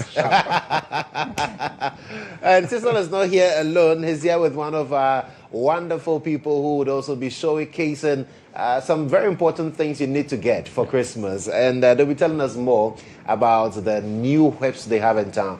Anytime I drive past their office, I'm like, Father of dollars, let it touch your son. Because the things I see in there, the machines I see in there, really, really, really amazing. Ladies and gentlemen, we do have engineer James Jasper Annan. He's the business strategist, JA Plant Pool. James, welcome. Thank you. You're a big man. I want to go to the car park right now and see what he drove in. But sister, we'll get to that, James. But sister, talk to me. Christmas came early. How is it going? Sure. So all is set. Yes, sir. We are barely 2 days away. So come Thursday, the 11th through to Sunday, the 14th of December, all road leads to the Junction Mall. Right. That's where we are here. Hi. We've been able to put everything together, and we are just calling on everyone, every patron, whether you want automobile, whether you want mobile phones, if you want food items, you want clothing, you want footwear, jewelry, perfumes, anything you want to have a very wonderful Christmas, please just come to the Junction. Do you know what I want for Christmas? Tell me. A new car. J Plant Pool. You sorted. Hey. See, my wife is watching. Don't give her hopes. But for those who don't know about J Plant Pool, and for others, they believe that all you are into is heavy-duty machinery. Talk to me about J Plant Pool. Okay, so thank you very much. J Plant Pool, as you all know, has been in the industry space since 2006. Actually, the business commenced in 2006. And then because we were into heavy duty, everybody knows how to be heavy duty. Yes. But you know, for the demand from customers, we happen to be in this light duty area. We call this this is a light duty area because you know, the products that we have, you know, we have the big ones, and then the SUVs, we call them the light duties. So we've been in business for the past since 2008 to date. Wow. Yes. Wow. And we've sold more over 4,000 units of our equipment. Wow. Yes. And you know, we are the I think we were called the GHOne people before because we brought to the market the GHOne buses. Yes. Which you see on the street now. Interesting. But then talk to me about this light duty venture that now J Plant Pool has ventured into. What really motivated, you know, you to go into the SUV market? Okay, so as I mentioned, it's the customer demand. Okay. At the point, they demanded us to give them something durable because we were always selling to them durable products. And our after sales service is solid. So they happened to inform us that, oh, please, J-Plan, if you can do something light duty, it will be helpful. So we brought in the GHOne vehicles. Yeah. Yes, in 2022. I saw one. Yes. And I asked Holali, Charlie, how much? Yeah. He mentioned the price. I said, okay, I'm doing susu. But you see, we have the customer's pocket in our plans. Right. Because our prices are very affordable. Yes, because, you know, when we are pricing, we consider, you know, the customer. Yes, so it's very affordable. Right. And you talk about the J-Tour, but now there's the what? The Suis? The Suis, yes. Talk to me about it. Okay, so the Suis is the luxury version of the GHOne vehicles. Oh. We wanted to upscale a bit. You understand? So we want the customers to have that diverse, you know, range of vehicles that you can even select from. So we bought in the Suis last year. Okay. And to amaze you, we've sold more over 80 units currently. Oh, wow. Yes. Charlie, you say there's no money in town, people be careful. but you talk about it being the luxury version of the J-Tour. Yeah. So what experiences do you get with the Suis? Okay, so we've improved on the infotainment system in the vehicle. Now you even get a speak to, so you can even speak to the car on some functions like windows down, air conditioning on, and it does that for you. How cool would that be? So you see the normal cars that you have, you need to really roll down. But this time I don't know. You speak to it, the glasses go down. Even when you're off the vehicle, by just a press on the start on the smart key, everything is done for you. Wow. Yes. Hey, Charlie. The way I'm You've got wearing to try it. it. I need to. But then, basically, I know that for these vehicles coming in, one of the major concerns would be, after I purchase the vehicle, what's the after-sales regime like? Awesome. So, for Plant Pool, we are well noted for after-sales. Because our after-sales product we have is superb. All across Ghana, we have service centers. Okay. Yes.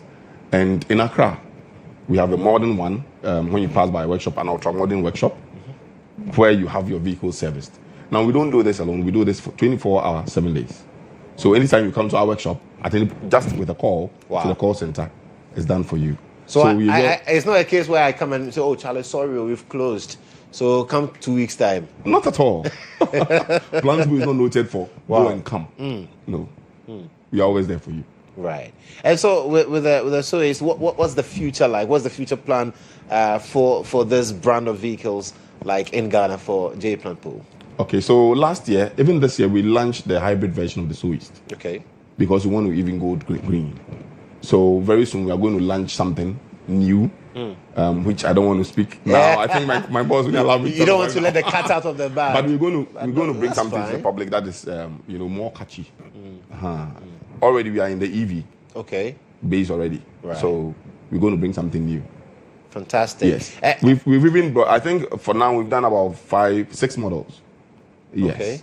Of the Soace. Right. And I'm telling you, the last time I think we ordered about 80 units, and when I was coming here, I had to talk to a customer who was even picking one. So that brings to what we have in stock 9 out of the 80. So just imagine. Ish. Charlie, people are getting it fast, though. I have to rush. Yeah. Else, you will gas on me. But then for people who need to find where J Plant Pool can be located so that they can come check out these vehicles and perhaps, buy it as Christmas gifts for loved ones and friends, where do they find you? Okay, so we are on the Olusegun Obasanjo stretch, close to Perez Chapel or PBC. Yeah. We are just located. You see our big showroom, Charlie, with a class there. So it's not something that is very open. Yes, just on the road. Right. Yes. Okay, and so for Christmas Came Early Fair, what do our lovely viewers and participants, what should they expect from J Plant Pool? Okay, so with the range of vehicles that we have, we are running a special discount promo. Hey. Yes, for customers who would want to walk in. Okay. Yes, once you happen to sign on to the J Plant Pool brand, we give you some discount. Oh. A lovely one. Hey, Charlie, this one, Christmas came early at J Plant Pool as well. Sure. So, Cecil, Charlie, 11th. Sure. One Jinshi, giddy, till the 14th. What should the viewers be looking forward to in terms of the experience? Because I know you are going to have live band as well. Exactly. So like you have said, we have spoken with all our vendors. Sponsors are also vendors who are also coming to visit. Absolutely. And they've graciously agreed to give between 5 to 20%, depending on how they want to go. Right. So like you have said, if J Plant Pool is gracious enough to give 20% on their vehicle, then that's a cool buy. So we're starting on Thursday. We'll have a short opening ceremony. Then, like you've mentioned, we're going to crown the whole fair on Sunday with the live band. Right. Watch out for the live band. Watch out for some live shows also happening straight from the fair. Yes, and let me take this opportunity to thank our sponsors, J Plant Pool, of course. Yeah. Yesterday, you also interviewed the CFAO guys. Yeah. We also have GHOne. We also have Jibu drinking water. Anyone and everyone who comes there from Thursday up to Sunday, you don't have to buy water. Water is for free for anyone. Wow. So just come in. Even if you don't want to come and buy anything, just come and bring the water and go. And go. So I want to take this opportunity to thank all our sponsors and also looking forward to the over 35 vendors who have subscribed so far. Absolutely. We're looking to get like 40. So today, if you've not called and you want to call, we're giving you a grace period of today so that we can hit the 40 threshold. Then we'll have a very wonderful. And what number should they call? 05486 18900 0548618 Okay, so after calling the line, just go to Jowolu. If you're driving from 37, it's on your left. you see the showroom there. Nobody will tell you to stop and enter and make some enquiries at J Plant Pool. But thank you so much for coming, Thank James you. Jasper Annan and Cecil Sovereign. It's all about Christmas came early fair, and we are excited to have J Plant Pool also on board. We'll be right back.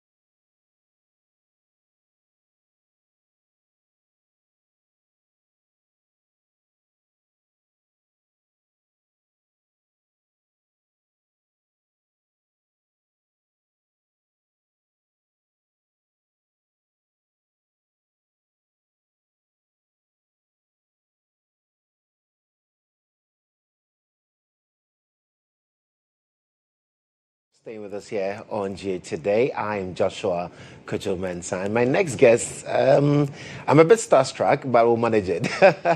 Because these are people that I follow on Instagram, and I get to see the great work that God is doing through them. And I dare say they are one of the model, couple in Christianity that you would not go wrong if you get to also follow them and follow their ministry, see what God is using them to do across the continents. And ladies and gentlemen, I have in studio here this morning the man, Apostle Dominic Osei, and his wife, Prophetess Leslie Osei. Welcome.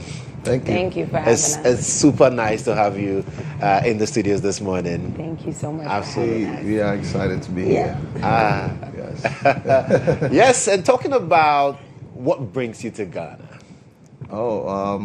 What brought us to Ghana this year is our revival culture program and our men's chat and the girls chat, which we will be talking about every year. This is our third year coming back to Ghana to just be a blessing to the Ghanaians. I believe that God has started something with us in America, and I believe that as Ghanaians, it's time to just give back to our country. So we are coming back with everything that we have received back home in America, bringing it here in Ghana to be a blessing to the people here. Interesting. Yes. And Prophetess, looking at the theme, revival culture. Why revival culture? So we realized that a few years ago, this is our 10th year in terms of the church itself. People used to say, you guys live in constant revival. Everyone who comes around us says, you guys literally live in constant revival. And we realized that it's a culture that we live. We don't have to wait for a season to fast. The Bible says men ought to pray always.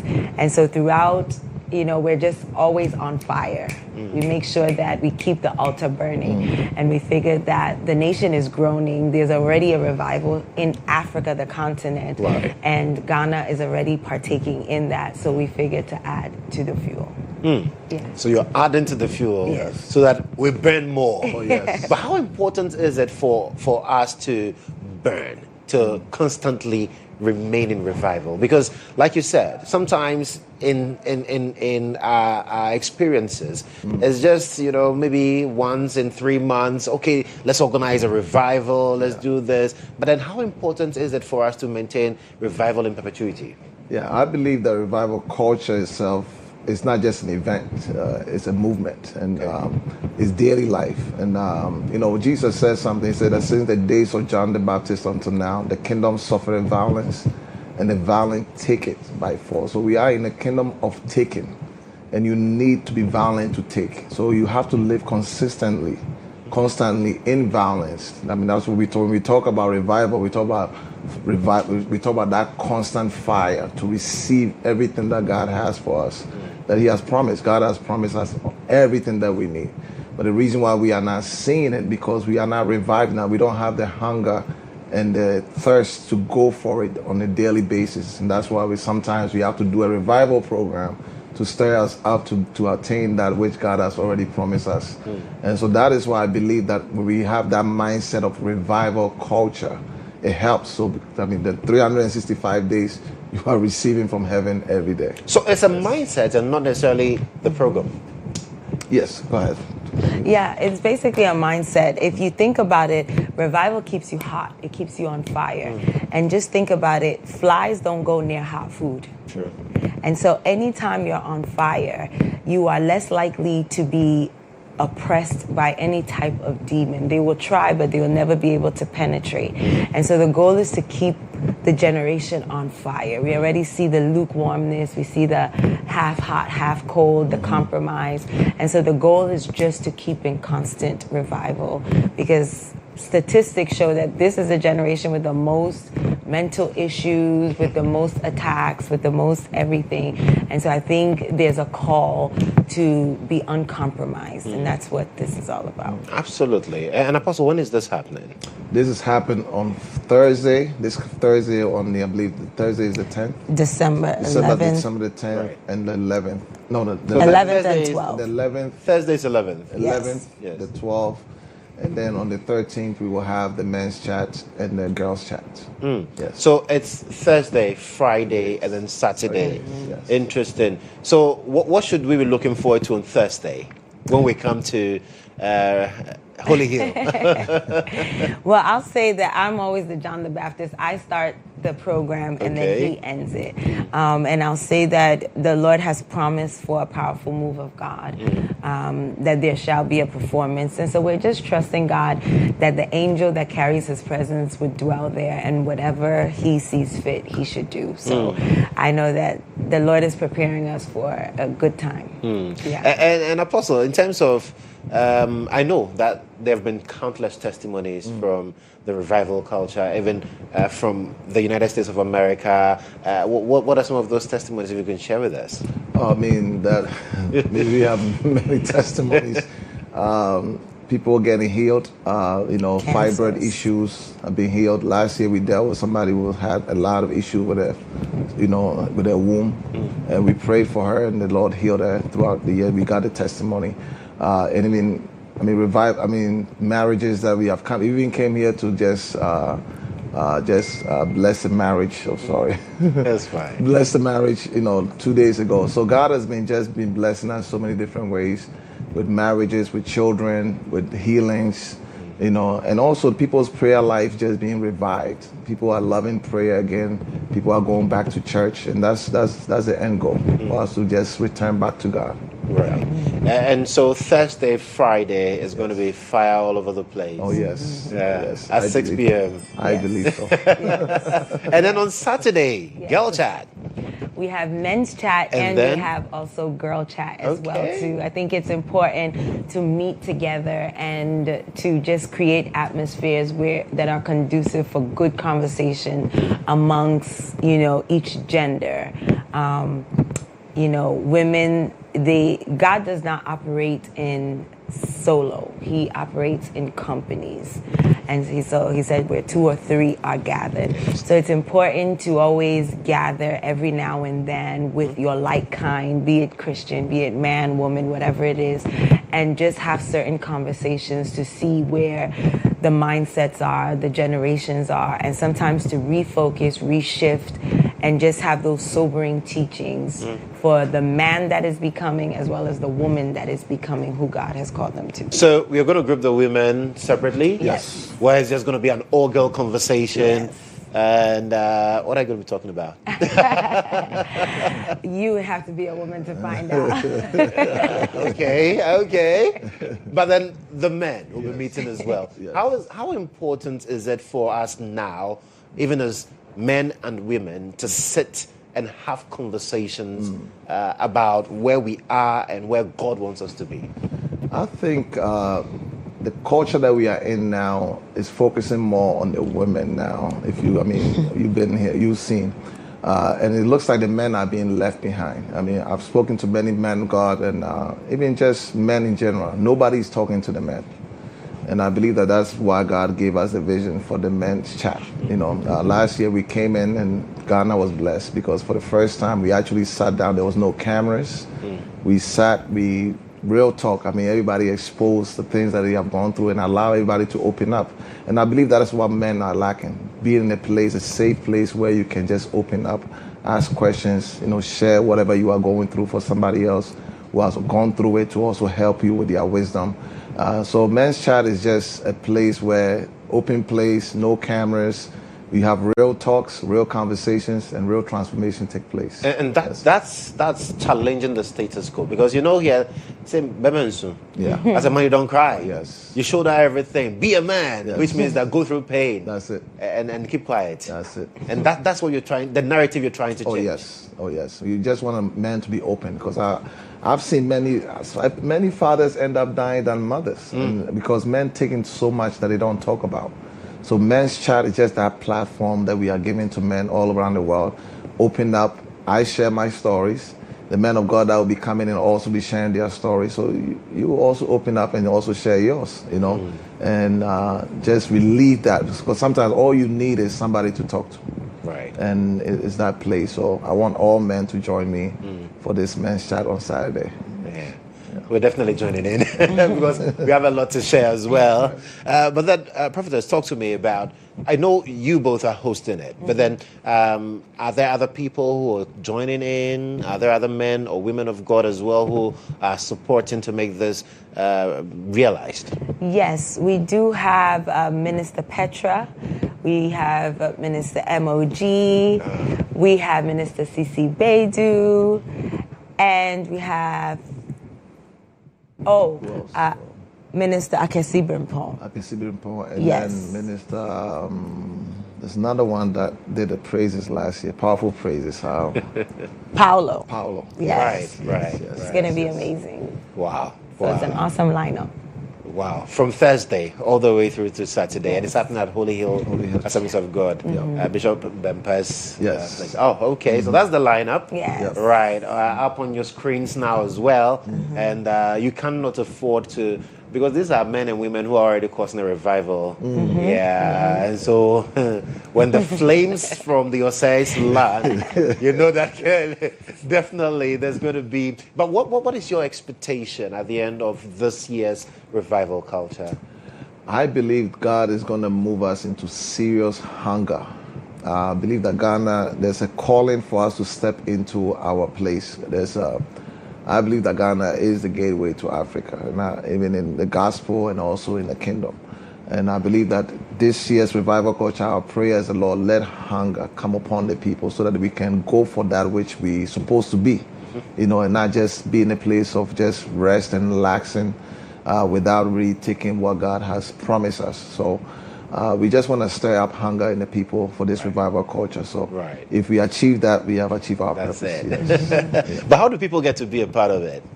So you just need to come. You can register at www.kftchurch.com. If you don't register, we still want you to come regardless or irrespective. Again, it's at Holy Hill Chapel, Faith Cathedral.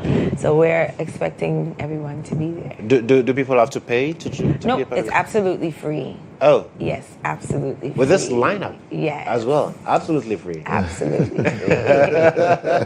So you don't have an excuse not to be a part of it? You don't have any excuse. Right. Right. Okay, so it's at 6 p.m. on Thursday and on Friday, but on Saturdays at 5 p.m. Men's chats, and the girls will also be having their talk, and you cannot afford to miss this. But then I'll give the last word to Prophetess. This is your camera. Speak to Ghanaians why they need to be a part of Revival Culture 2025. Listen up, Ghana. We, as my husband has said, we are the gateway to Africa. And what we have seen is there's a laxity that comes with Ghanaians. And we cannot afford for this to happen. There's an end-time movement amongst, the kingdom movement, governance, diplomacy, business, and this is the time to take up what is rightfully given to us as Ghanaians. And we cannot do anything unless we do it by God and with God. And so this is a great opportunity to come and fan your flame into fire and make sure that this coming year, you will not be left out. You cannot afford to be left out. So please, I urge you, I beg you by the mercies of God, come and receive the fire. Amen. Yes. Come, receive the fire. Yes. It's time to fan the flames into fire so that you can really burn and be able to attract that which God has set for us, even before the end of 2025. You need certain fires to be able to get it before you enter the next year. You know what? Let's put a pause on it now.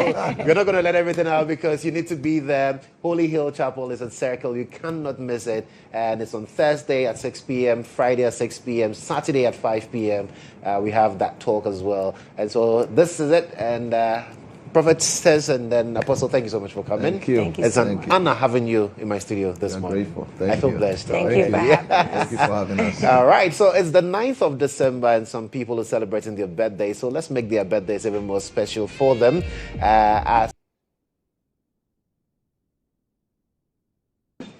All right, so that's all time will allow us this morning, and I'm sure you are as excited as I am about the show. Thank you so much for being a big part of it. We do this same time tomorrow, God willing, for God and country. I am Joshua Kodjo Mensah. Good morning.